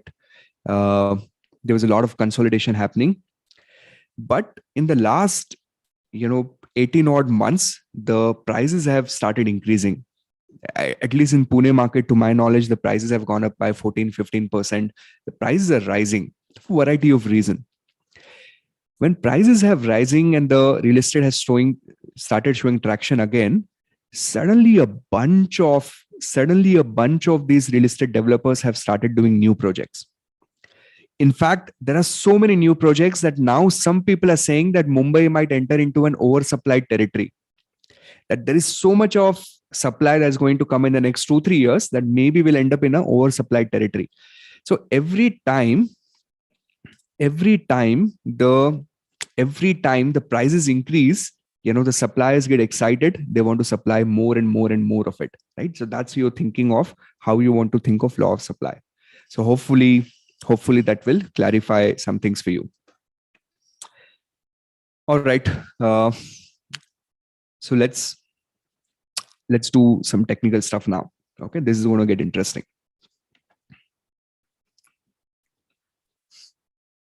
Let's look at a mathematical equation called as the demand function. Okay, now what is a demand function? It's just a mathematical way of putting it into numbers, right? Building some sort of a function around the demand equation. So which looks like this. Quantity demanded, QD. Quantity demanded is equal to, let us say 200. Okay, 200 minus 10p. Quantity demanded is equal to 200 minus 10p. What does it mean? It means whatever is the price, that will determine how much quantity is being demanded at a particular point in time. So for example, if I tell you that price is 5, okay, if I tell you that price is 5, can you tell me what will be the quantity demanded at a price of 5? At a price of 5, what do you think would be the quantity demanded? That's right. It'll be 150, correct? So how are you getting that 150? You want to insert 5 into this equation. So we'll say 10 into current price of the product. 10 into current price of the product 5. So this is 50. So 200 minus 50, that will give you quantity demanded as 150. But if I told you that no, the price went up. Okay, the price went up and now the new price is 7. Price went up and new price is 7. Can you tell me what would be the quantity demanded?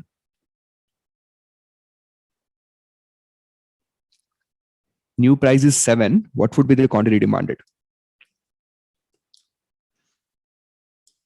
At a new price of 7, this will become 70. 10 into 7, 70. 200 minus 70, this will be 130. So let's make a nice chart out of it. Let me give you different prices. And you give me quantity demanded. Okay.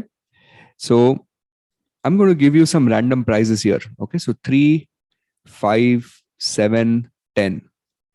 3, 5, 7, 10.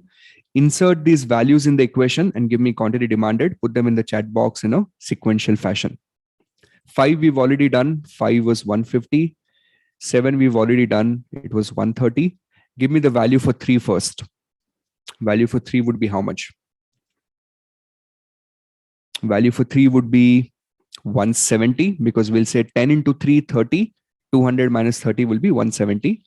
And value here will be 100. 10 into 10, 200 minus 100, that will be 100. Now, if I have to put this on a graph, do you think I should draw it like this, or do you think I should draw it like this? A and B. If I had to put this on a graph, do you think it should be downward sloping, or do you think it should be upward sloping? A or B? What do you think is the correct way to pictorially represent this? Is this downward sloping or upward sloping?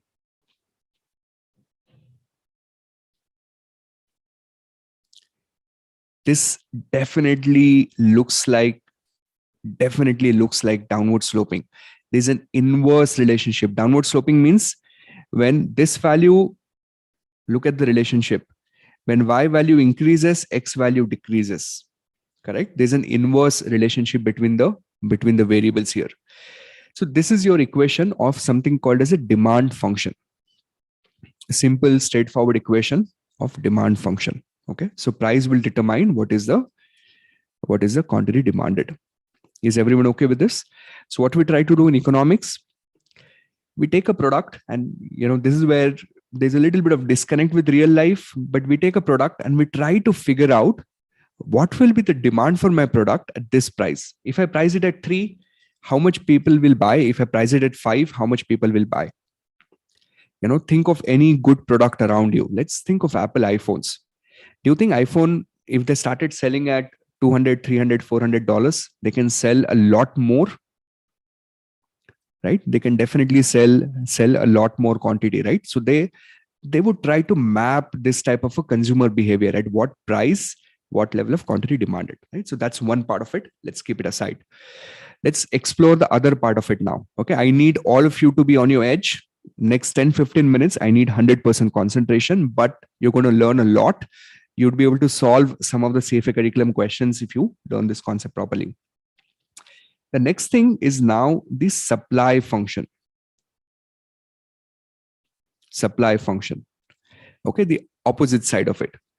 So quantity supplied will be, let's say, a negative 100 plus, let us say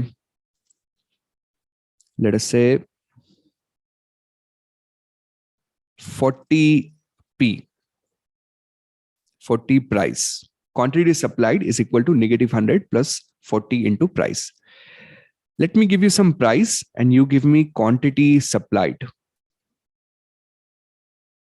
Let me give you some price and you give me quantity supplied. So let's say a price of 3, 5, 7, and 10. So from a supplier perspective, how much quantity will the supplier be willing to supply at each of the prices? Give me the answer in a sequential fashion. This is 40 into price, by the way. That's how you read this. This is 10 into the price. This is how a supply function looks like.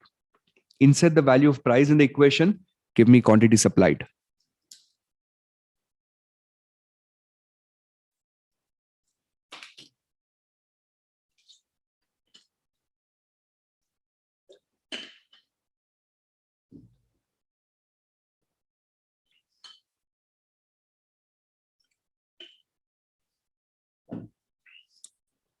Right. So I put in 3 here, it becomes 120. This is negative 100, so we get 20. I put in 5 here, that's 200, I get 100. I put in 7 here, that will be 280, so that will be 180, right? I have to deduct 100 everywhere. This is a negative 100. This will be 400, this will be 300.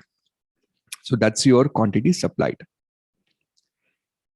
So I told you earlier, the way economists will deal with problems like this, they will first look at demand function in isolation. Okay. Then they will look at supply function.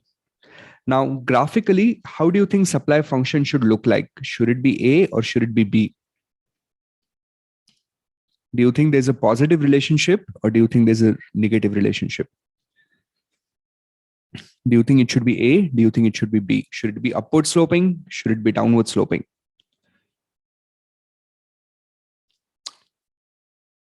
It should be upward sloping. There's a positive relationship, right? A positive relationship. Okay. Now, throwing a mathematical term, we'll have to do a few terms here, but you'd get okay with them eventually. This number that you see right here, this negative 10, this in this equation setup, it is called as a slope coefficient. Okay, of this straight line, this is called the slope coefficient, the slope of this line. So what is the slope of this line? Is it 10 or minus 10? It's minus 10. The slope of this line is minus 10. Okay, that's what we mean by slope. And because it's a minus slope, we have a downward sloping relationship here, a negative relationship. When one increases, other decreases. Whereas what is the slope of this line? The slope of supply function. The slope of supply function is said to be 40. So these are called slopes. Okay. In the same way, this is called intercept. So we have a negative 100 intercept here in this equation. Okay. I know it's a little fancy, but you'd get used to it. Just spend a little time. This is called intercept. So we have a positive intercept of 200 here. So we have an intercept of 200. We have an intercept of negative 100. We have a slope coefficient of minus 10. We have a slope coefficient of 40. The demand function, supply function is kept in isolation. Now we bring in the free market forces, which means अब उनको साथ में लेके आएंगे. Now we'll bring them together. So now we'll integrate demand and supply with each other. Okay. So what I want you to do is I want you to equate the two functions. Okay. Now I'm not going to tell you how because I want you to improvise a little bit. Then of course we'll do it together. I want you to figure out by using these two equations, what would be the equilibrium price and what would be the equilibrium quantity. What would be the equilibrium price and what would be the equilibrium quantity. Let me put both the equations at one place for you. This is the demand function. I'll take a screenshot, put it right here. And let's take the supply function.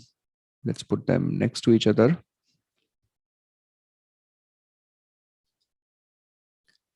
Okay. And let's, oops.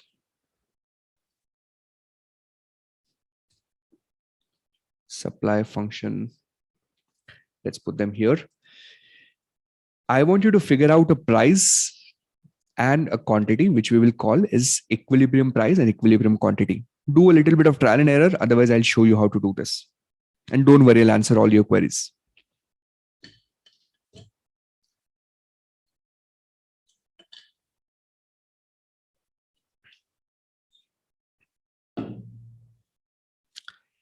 No, I want an equilibrium price. Equilibrium price.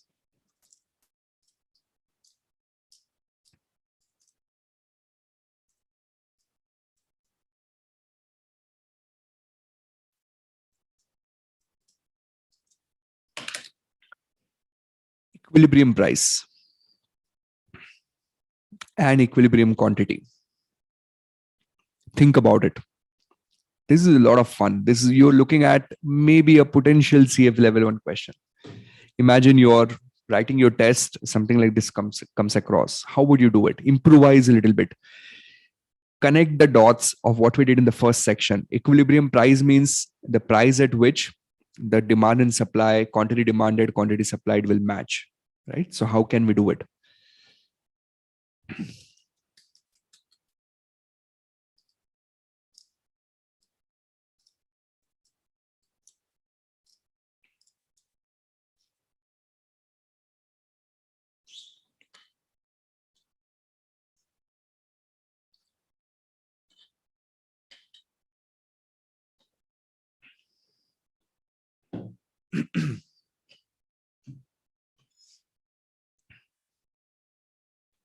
That's right.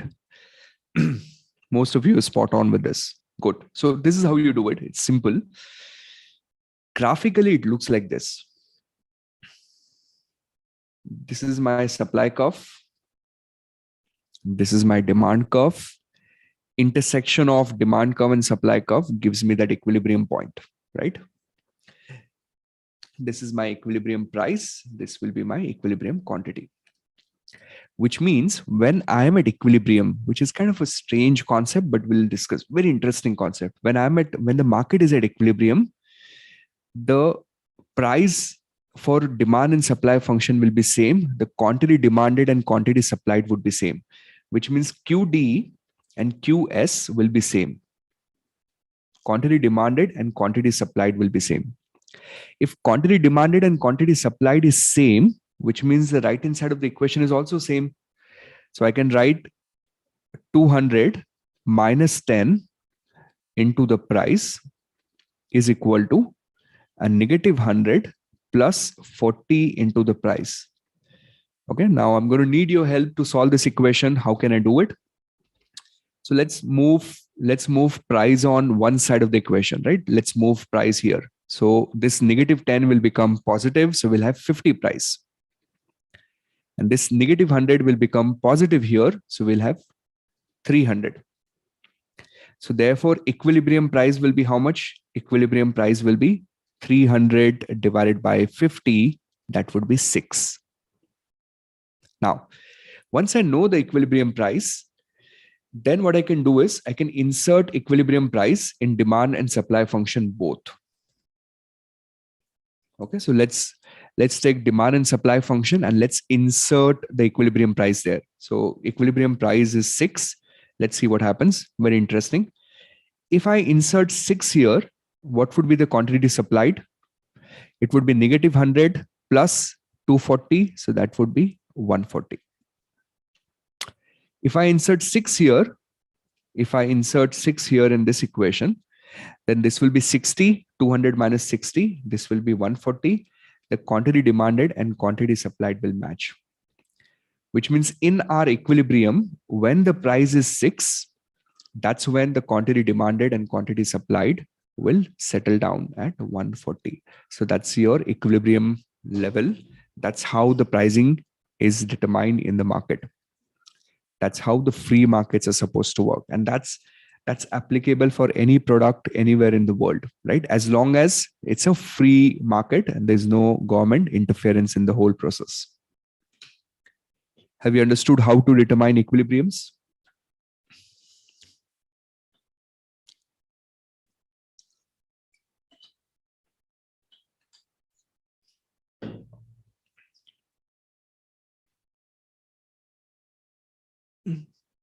Nice. So let me give you one more question. Let's see if you can do it. Okay, I'll give you one more, then I'll answer some of your queries. Let's keep it simple and easy. Let's do a nice example.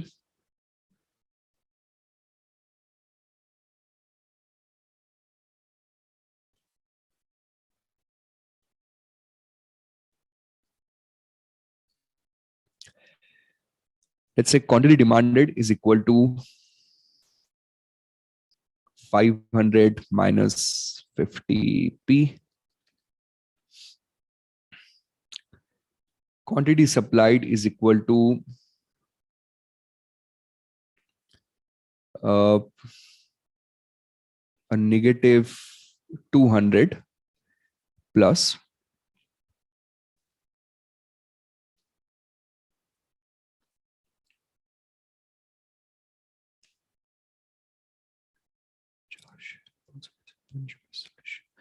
ATP. Okay. So quantity supplied 200 plus ATP. This is 500 minus 50p. Based on that, figure out an equilibrium price. Equilibrium price and equilibrium quantity. Should not be very difficult. Equilibrium price and equilibrium quantity.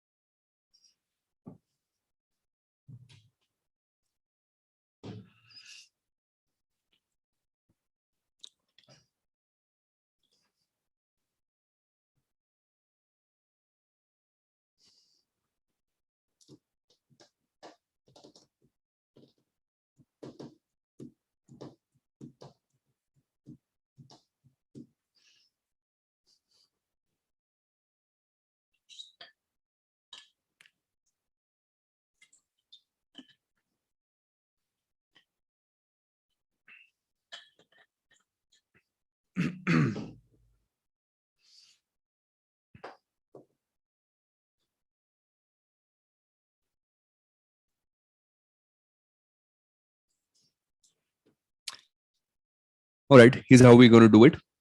We know that when the markets are in equilibrium, QD and QS is same, which means all that I need to do is just equate the two equations.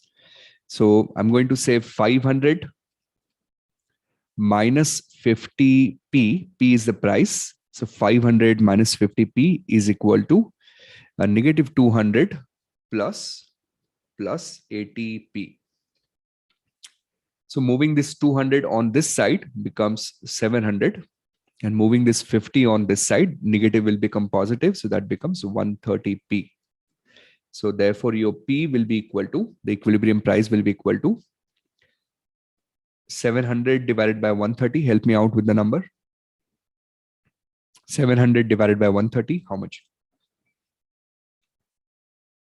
5.38. That's it.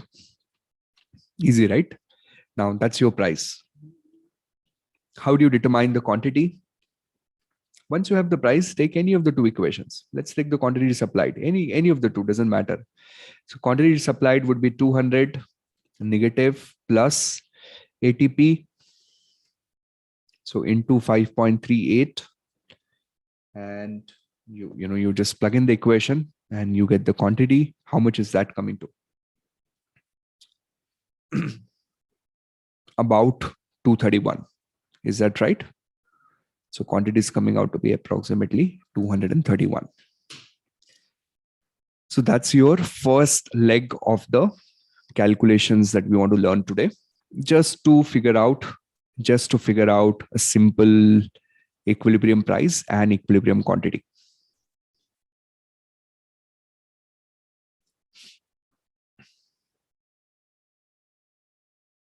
Is that okay? Making sense? I pass, I struggle, I lost, I confused.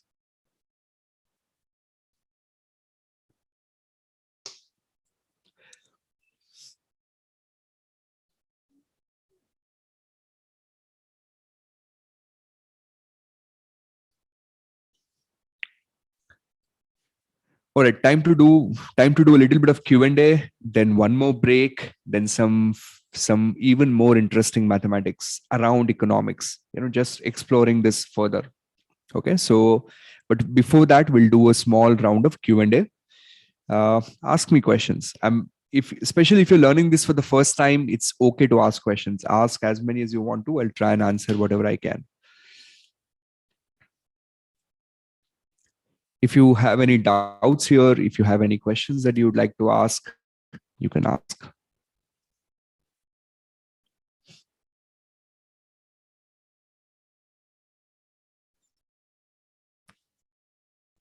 Sure, Ayush, you can ask your queries.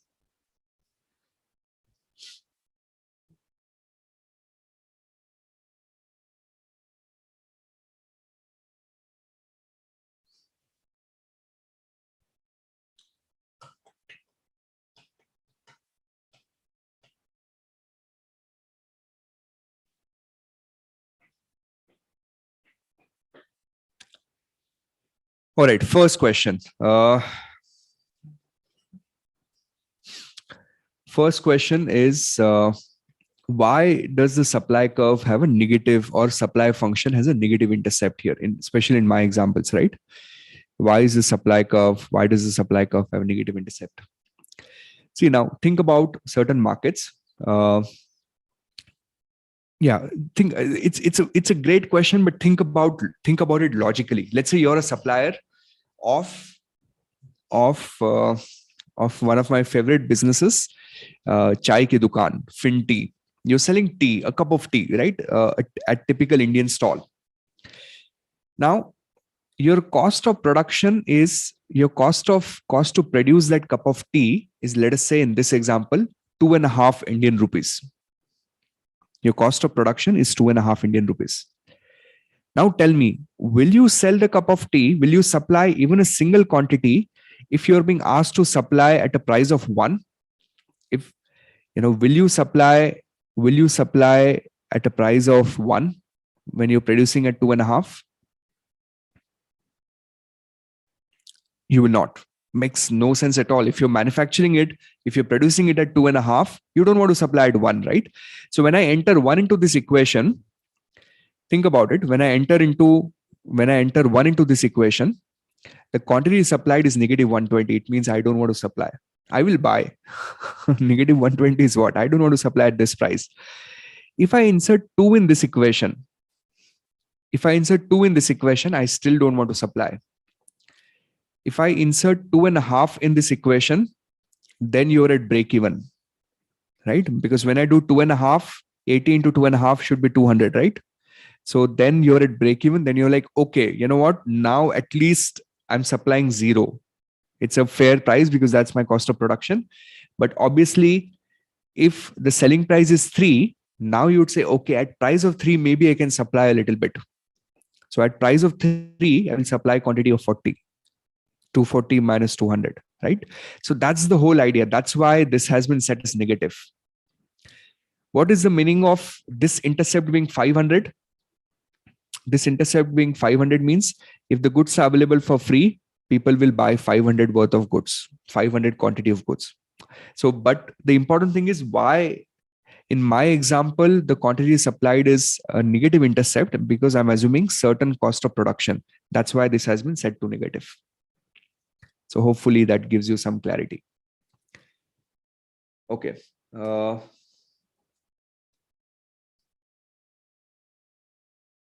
think most of your queries were on the same lines.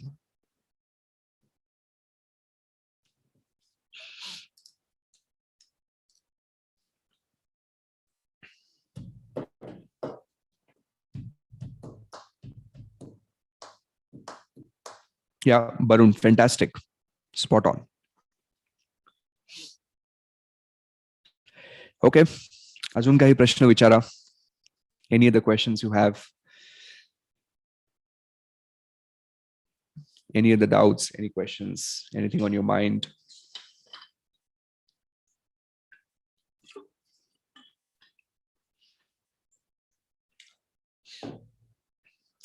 Will we also learn how to build the equation? No, we'll learn to manipulate the equations in a lot of ways. But yeah, I think a lot of these equations are built. See, I'll tell you in practice, it's not as easy as what it looks like here. I mean, of course, that's happening, but putting numbers to it is difficult.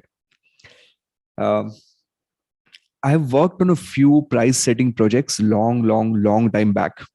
If you think about it, as a manufacturer, you're always guessing. You know, you manufacture some product. You're always guessing what's a good price to sell my product at. Right? There's no rule book. There is no supply curve or demand curve that's available for you ready-made to do it. Okay, so think about it in practice. Let's say you're manufacturing a really nice quality leather shoe. How do you determine the price? Is there a supply curve available for you where you can go on some website, download demand curve and supply curve? No, right? There's always a price searching behavior. Price searching behavior is if I price it at 200, how much people will buy? If I price it at 300, how many people will buy? At what quantity will I be able to maximize my profit? So in practice, there's always this price searching behavior. That's why there are dedicated teams built with a lot of companies where they try to figure out at what price we should be selling a product, right? So there's a ton of research that goes in the background. We're just doing building blocks today. Like slowly we're building the concept. But overall, on an aggregate level, the law of demand and the law of supply works fantastically together. Every time in a market we have oversupply. Every time in a market there's an excessive supply of certain product, the prices go down, right? Every time there's a excessive supply of some items, the prices will go down. If there's an excessive demand of some items, prices will go up. So on an aggregate level, it works, but for an individual level, figuring out at what price my product should be sold is always a very, very difficult task to achieve. But now I think we should take a break because I don't want to take the risk of exhausting you. I still want to make use of at least 1 good hour, at least 45-50 minutes of high quality learning. So here's what we'll do. We'll take another break, this time maybe a longer one, let's say 20 minutes. Okay, go and again have a coffee or eat something. Come back. After the break, what I'll do is We'll take this demand function and supply function, and we will learn to do some process of inversion, where we'll invert those equations and we'll create something out of them. Okay, so I'll show you what it is, and then once we've done that, you'd be able to solve a few curriculum questions based on those logics. So a 20-minute break, then we get on with some more interesting algebra and some interesting concepts. So let me put on a timer for you.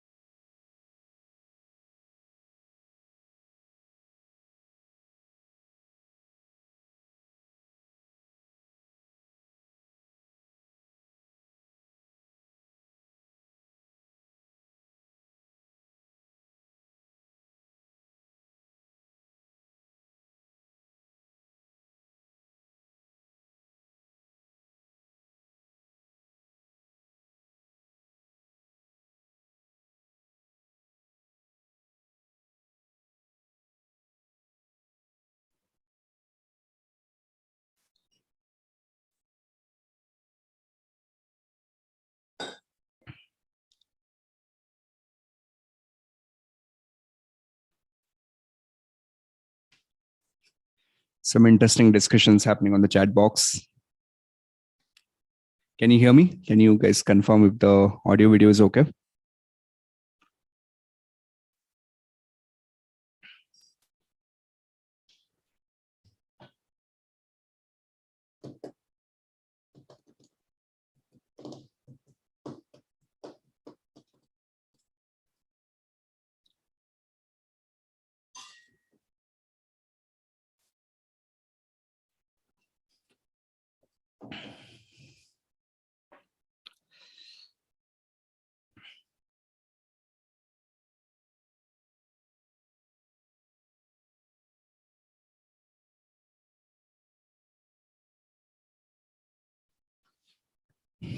Ready to explore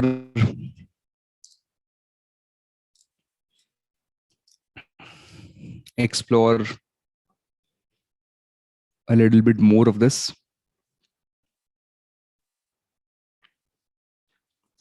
Last 40 minutes of the session today.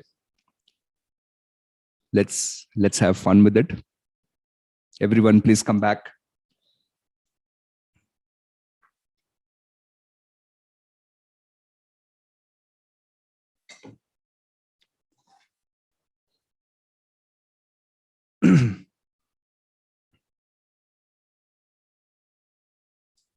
Okay. All right, let's start. Let's have fun.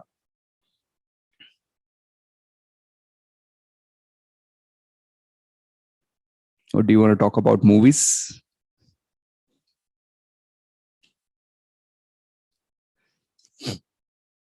Maybe in the next break. Okay, maybe like towards the end. Yeah, let's talk a little bit about non-CFA stuff. But in the break, let's learn for a while. Maybe I can give you a list of interesting financial movies. I can give you a list of books if you're keen. But right now, let's focus here. We'll take one of these equations that we've been working with. Let's take this one. Quantity demanded is equal to 200 minus 10 into price.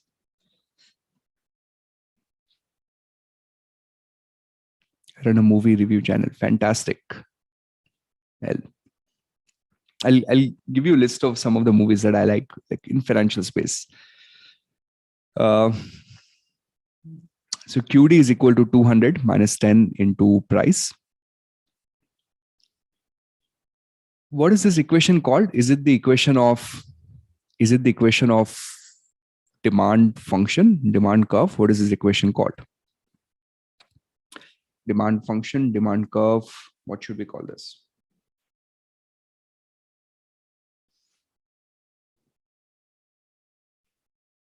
This is the equation of demand function. Okay, so what you have here is demand function. How does demand function look like graphically? Graphically, demand function looks like this. You have price on the x-axis and you have quantity demanded on the y-axis. Most of the time, I think this is intuitive, right? Price here, quantity demanded here. So price is determining quantity demanded. X variable price is determining quantity demanded. Now we can do some mathematical tweak and we can invert this equation. Okay, we can invert the equation. And after inverting the equation, we can convert this to a demand curve.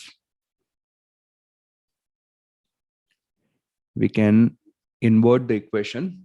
We can invert the equation of demand curve. How would we do it, right? How would we do a demand curve? Demand curve will look like this.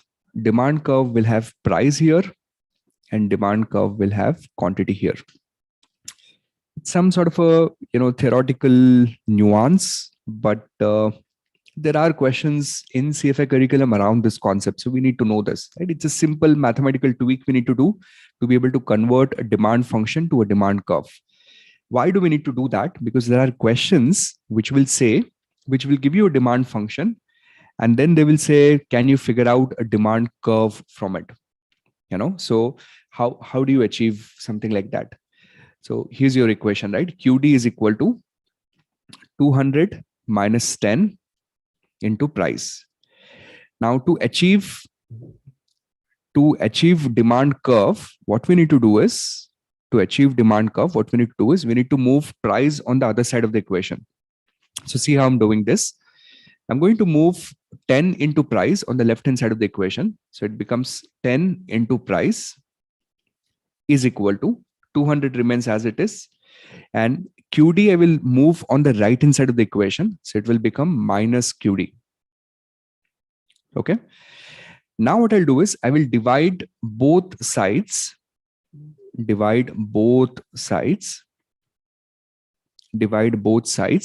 by 10. So I divide the entire equation with 10.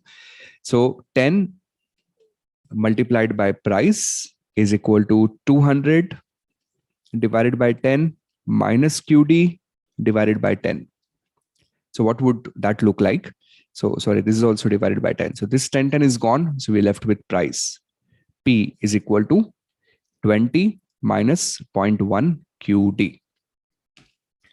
So this equation is the equation of demand curve. It's confusing, but let me put it together. Let me explain this one more time.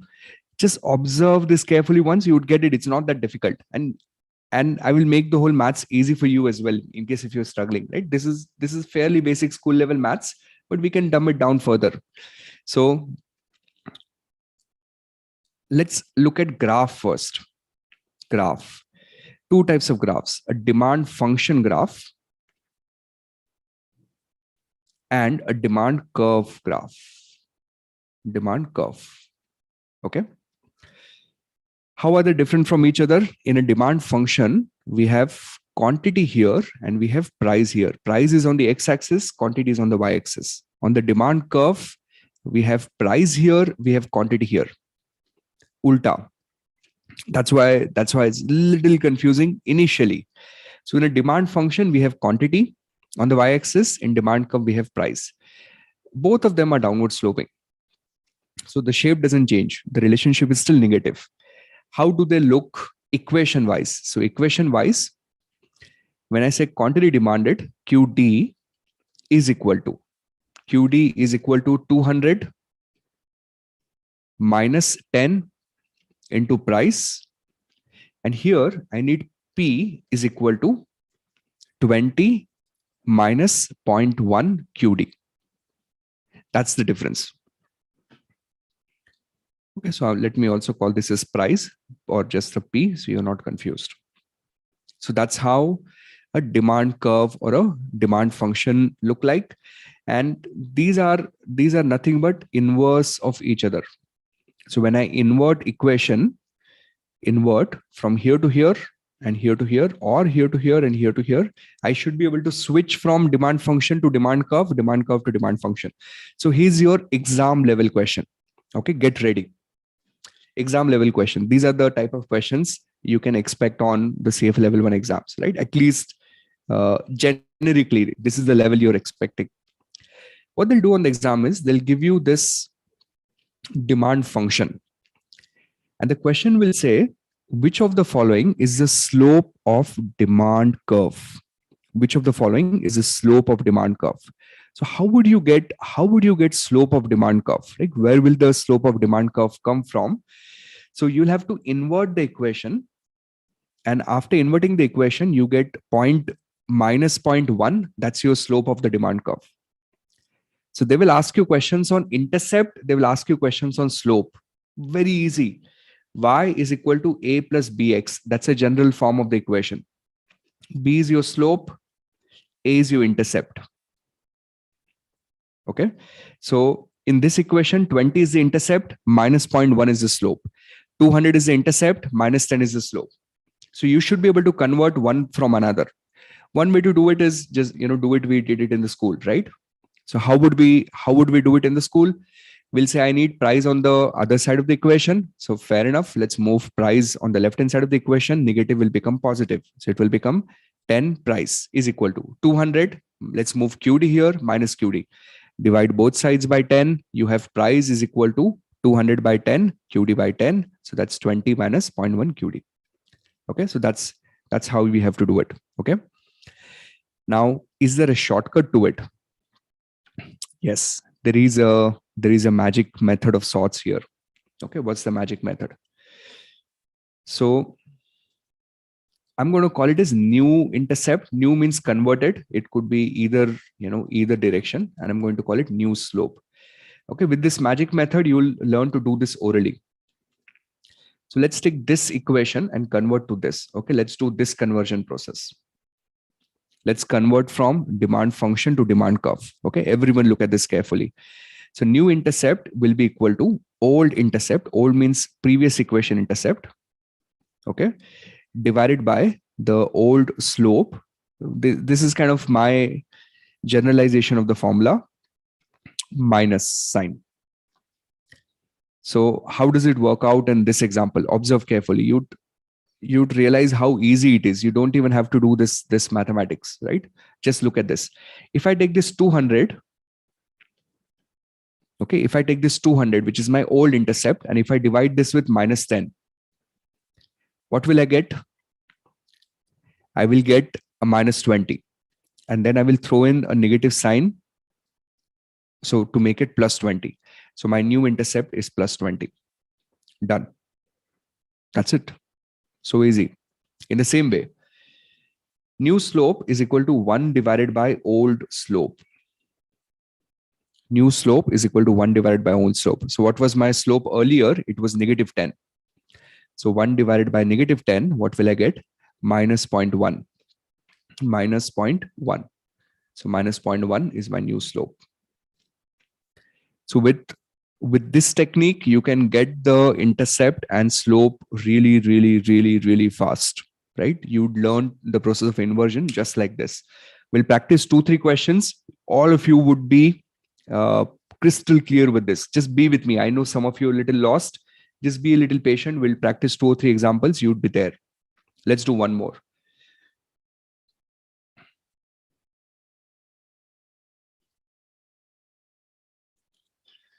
Let me create an equation. Let me create an equation. Quantity demanded is equal to 500 minus 500 minus, let us say 20p. Okay. Now what I want you to do is, I want you to figure out what would be the equation of demand function. I don't know whether the given one is a demand function or demand curve. And what would be the equation of demand curve? This is almost a school-like exercise, but for some reason it's there in your curriculum. So we need to know this well. I want you to give me both the equations. So give me a DF, give me a DC. Let's call them DF and DC.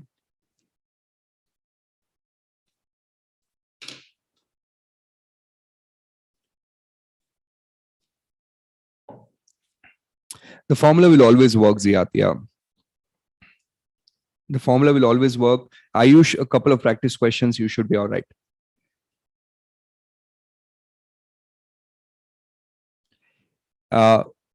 Gold, boetang. Yes, the slope of the demand function and the slope of the demand curve is different. The intercept of the demand function and the intercept of demand curve is different. So you need to identify whether this is a demand function or demand curve. You'll need to then figure out what would be a demand curve like, what would be a demand function, and use the shortcut. It's faster.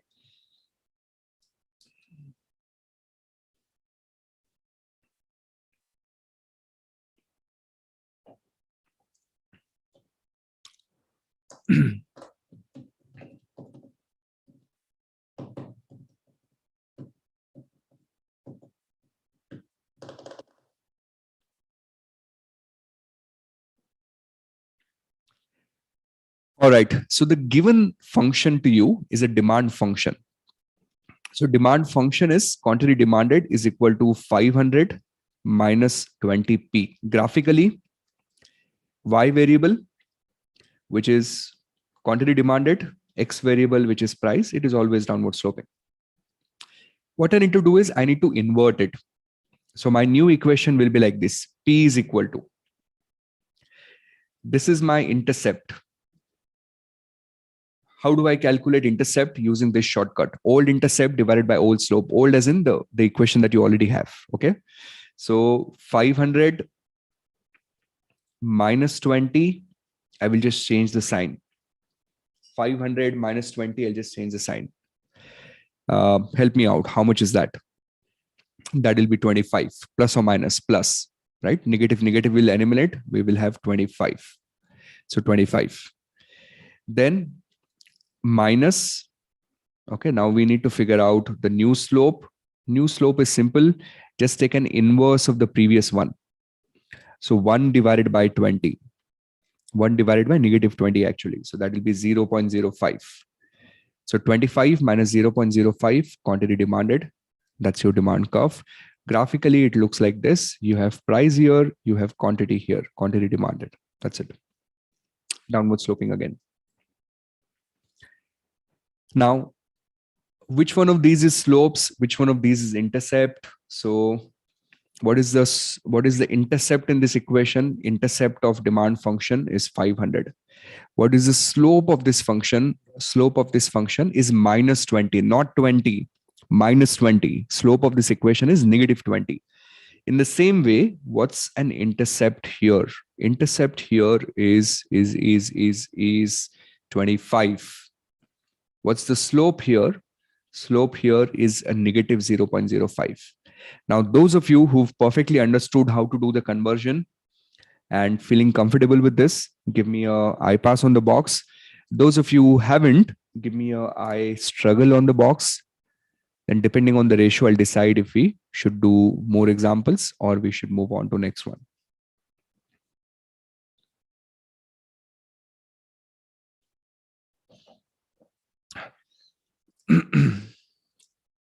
Sarvesh, if the equation is quantity demanded on y-axis means on the left-hand side of the equation. If quantity demanded is on the left, it's a demand function. If price is on the left, it's a demand curve.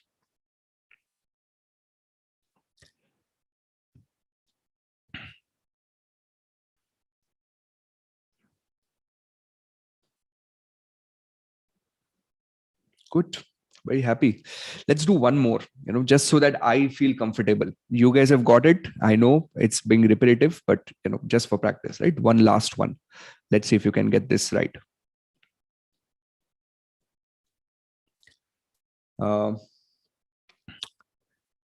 Quantity supplied. Quantity supplied is equal to minus 1000 plus 10p. Based on this information, please figure out a supply function equation for me. Please figure out a supply curve equation, a supply function, a supply curve, and then give me intercept and slope of each one of them.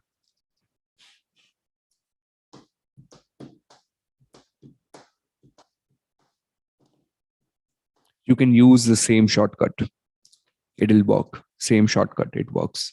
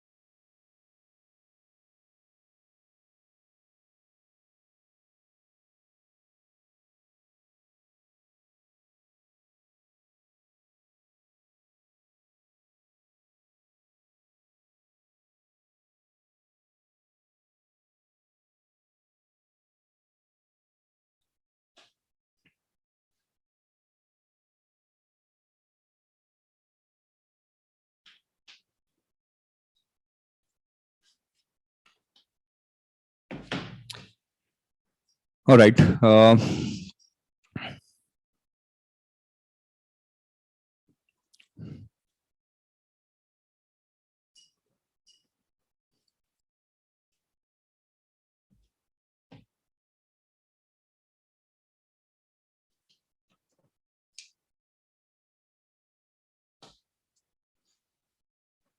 let's let's do it together. The given equation to us is a supply function because quantity is being put on the y-axis. Okay, so we'll have quantity supplied here, and then we have price here. It's a supply function. It's upward sloping, positive slope, right? Now, QS is equal to negative 1000 plus 10p. Now, what I need to do is I need to invert the equation. What do you mean by inverting the equation? It means P is equal to, I need an intercept now. Is there a shortcut to do an intercept? Absolutely, yes. So, I mean, of course, you can solve for the equation as well. You can do it orally after a while, but 1000 divided by 10, the old intercept divided by the old slope, right? So 1000 divided by 10, and you just change the sign. So that will be 100. Okay. Now, plus, I need the slope. How will I get the slope? It will be 1 divided by 10, just an inverse of the previous equation. So 1 divided by 10, which would be 0.1, and that will be quantity supplied. That's it. What is the intercept? So intercept here, help me out. Intercept here is how much? And how about the slope? What's the value of slope? Intercept here is negative 1000. What's the value of slope? Plus 10. How about intercept here? What's your intercept? Your intercept is 100. And what's your slope? Your slope is 0.1. Done. That's your inversion of supply function, supply curve, figuring out, what is the slope, what is an intercept. You should be able to do this easily on the exams. I hope all of you are comfortable with this now.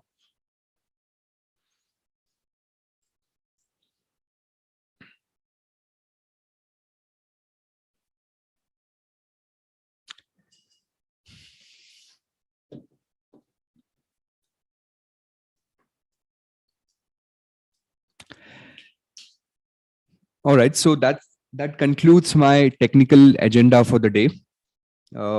More or less, this is what I wanted to. I don't want to go overboard on day one. I want to keep it light. You're learning economics maybe after a while or maybe for the first time. So let's have fun. Let's not push it too much. Now, next 5 to 10 minutes, we will revise everything that we've learned today. Okay. Then I'll tell you the agenda for the coming week and how the sessions are going to happen. And then we can have general discussion if you want. So let's revise though. Okay. Everyone, 10 minutes, give me everything that you have. Focus and, be with me on this. We're studying microeconomics.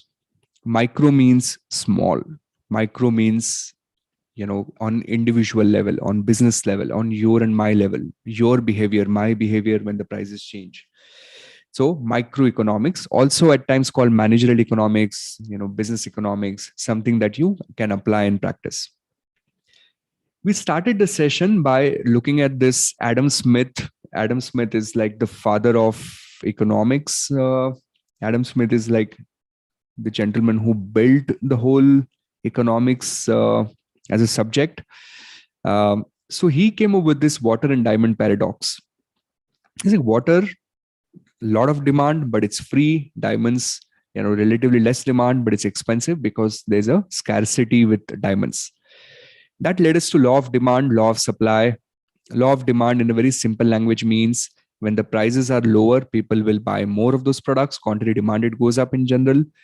Law of supply, when the prices are higher, quantity supplied goes up in the market. So graphically, it looks like this: downward sloping. Supply curve looks like upward sloping. Then an equilibrium quantity, a quantity which free markets will determine when we have an intersection of the demand curve and we have an intersection of the supply curve. right? So that's an equilibrium quantity and equilibrium pricing. Then I think today being the first day, we spent a lot of time understanding how to study for CFA level 1. So we had some generic discussion here. Then we started, after the break, we started with uh, understanding the mathematics. So we looked at an equation for demand function. We looked at an equation of demand supply function. Then we figured out how to find equilibrium price and equilibrium quantity. And we said that at equilibrium, anyways, the quantity is same, right? So QD and QS has to be same. So let me just equate the equation. So 200 minus 10p is equal to minus 100 into 40p. And then we solve for p. And once you have the p, you can always figure out what the quantity is going to be by putting p into any of the two equations. So we did a few examples on equilibrium pricing, equilibrium quantity, and then towards the end of the session today, we learned the process of inversion. So we first understood the difference between a demand function and a demand curve. In a function, QD is on the y-axis. In a curve, price is on the y-axis. So equation is QD is equal to, equation is price is equal to. And how do you invert? A simple technique, a shortcut technique. You want to find out intercept, take the old intercept, divide it by the slope, change the sign. So 200 minus divided by minus 10, and then change the sign. You want to find out a new slope, just say inverse of that negative 10. So you take an inverse of negative 10, you have your new slope ready. And then we practice a few questions, and there we are. The session is formally over. Now here's what's going to happen. You're going to need the class notes. So my team will either put up a direct link in the description, or they will put up some sort of a form, and you would receive class notes on email. Okay, so I'll let them decide. So you can check back maybe in a few hours time. If there's a form, just fill up the form and you would receive an automated email. If there's a link, just go and download the link, right? Either ways, you get access to these class notes. So it's easier for you to revise. Tomorrow morning we have a regular session from morning 8 to 9 a.m., 1 hour long session on FinTree app, not on YouTube, where we'll be answering the first learning outcome on the concept of price elasticity of demand. Okay, that's a technical learning outcome, but a very interesting learning outcome. Tomorrow we'll learn example of the Apple phone and the Apple 5C, and how companies play around with this price sensitivity phenomena, why some of the motorcycles are sold expensive and some motorcycles are not able to command a premium. So it's going to be fun. That will be 1 hour long session, 8 to 9 a.m. on FinTree app. All right, and with this we are done. And now we can talk whatever you want. We have 15-20 minutes of time left. You want to talk about books? You want to talk about... So the videos will remain. The video will remain on YouTube. You can access it whenever you want. Yeah, your class notes. If you have access to FinTree LMS, I'll just upload them on the LMS. That's easy. So I'll just put them on the FinTree Learning Management System. You guys can download there.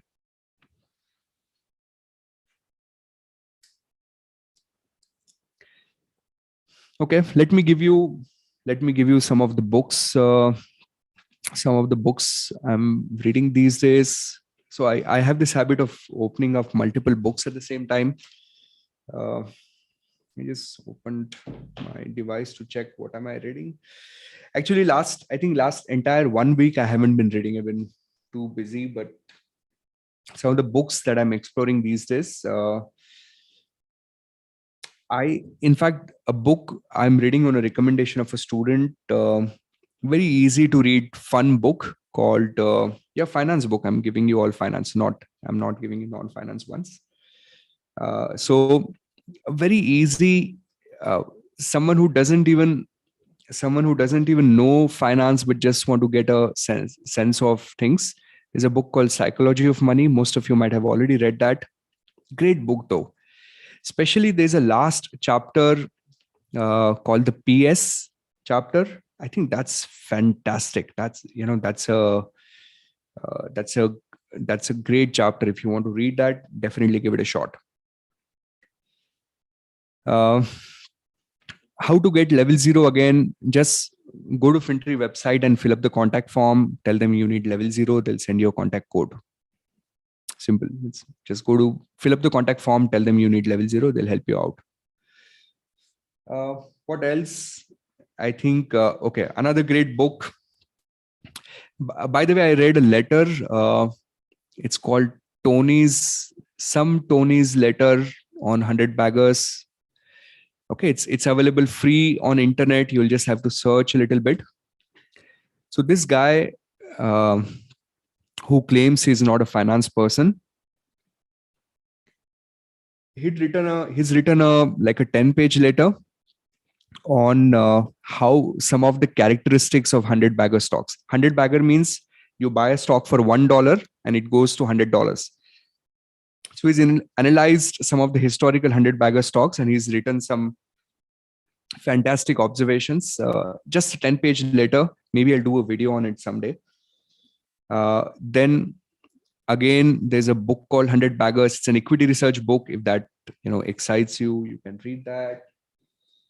I'm also reading A Brief and Affectionate History. This one I actually finished some time back. A Brief and Affectionate History of GDP. Affectionate History of GDP. The book is filled with some amazing stories. If economics is your thing, you want to learn a little more of economics. The book starts with a quote that in Greece, statistics is a combat sport. A very interesting book. Read this if that excites you. Then one more economics book called Dollar Trap. This again, I'm reading it for the second time. It's a good one. I think that's good. Yeah, of course, The Ascent of Money. Ascent of Money. That's again an interesting one if you want to explore history of Niall Ferguson, history, history, finance and stuff. So it's a mix. It's a mixed platter. All right. And which movies, right? You wanted some finance movies. I'll give you the ones I can think of right away. All-time favorite, something in finance that we have to, all of us have to watch, and especially CFA Level I candidates. It's a part of your syllabus. This movie is a part of your syllabus in a way, called Inside Job. Fantastic movie, made a little bit like a documentary, but it's about the 2008 crisis. You'd see ex-RBI Governor Raghuram Rajan in that movie. Really, really nicely made. Then all of you know Big Short, right? So I'm just going to give you, I think most of you already know this. Netflix has some good documentaries. Netflix has this series called Dirty Money. That's fantastic. I mean, I loved every bit of it. So you can watch that. Then I think that's what I can think of right now. I don't know, somehow I'm dried up. I've given recommendations to some of you in the past. I don't remember which ones now. There's a very good movie on LBO. It's a pretty old movie.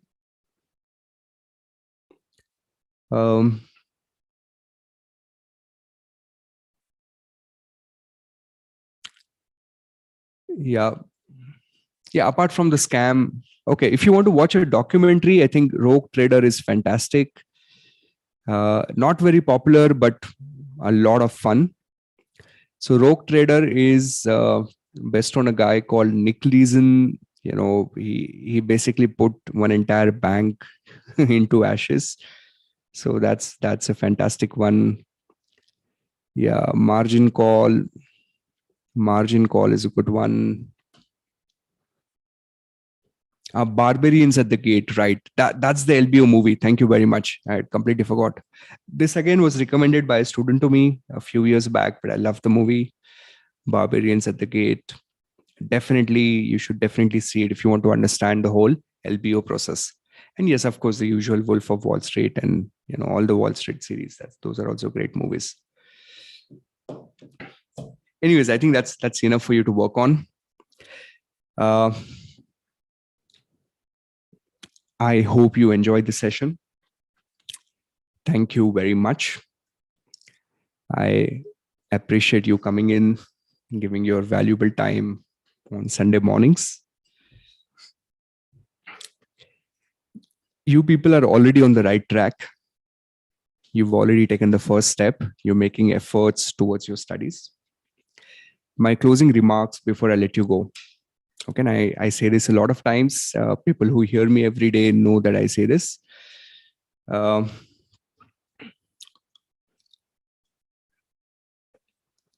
See, let's say you want to make yourself happy, right? You want to feel that satisfaction. So what you can do is you can go and buy maybe a nice car. You can buy a nice watch, and when you do that, it makes you happy for a few days, right? A week, a month, maybe a couple of months. But after that, that happiness kind of passes. It just disappears, right? It's not a long-term happiness. But the thing with exams like CFA is, when the day you get your results and you see the word congratulations, right? Just imagine it's 6 o'clock in the evening in India. You're nervous to open your email. You're worried whether should I click, should I not. There's this strange feeling that's happening in your stomach, in your heart. Your body is shivering. You click on that email and you see the word congratulations. That feeling remains with you for the rest of your life. It's, that kind of happiness will remain with you forever. That's something that no one can take away from you. It's been what, for me, I think about 15 years I passed my CFA Level I. But I still remember every bit of the day when I received my results. Right? Every minute of how I was feeling in the morning and what did I exactly feel. During my days, there were no emails. We had to log in on the CFA website to check the results. But every minute of it, that feeling and that experience is going to remain with you for the rest of your life. So I want all of you to experience it. And you're already there. And most of you have already achieved great things in life. This is just one more thing, but go all in, right? Just to experience that. So all that you guys need is 5-6 months of dedicated, intense efforts. That's it. And the day you get your congratulations email, it's going to be worth it. So on that note, thank you very much. Enjoy the rest of your Sunday. I'll see you soon.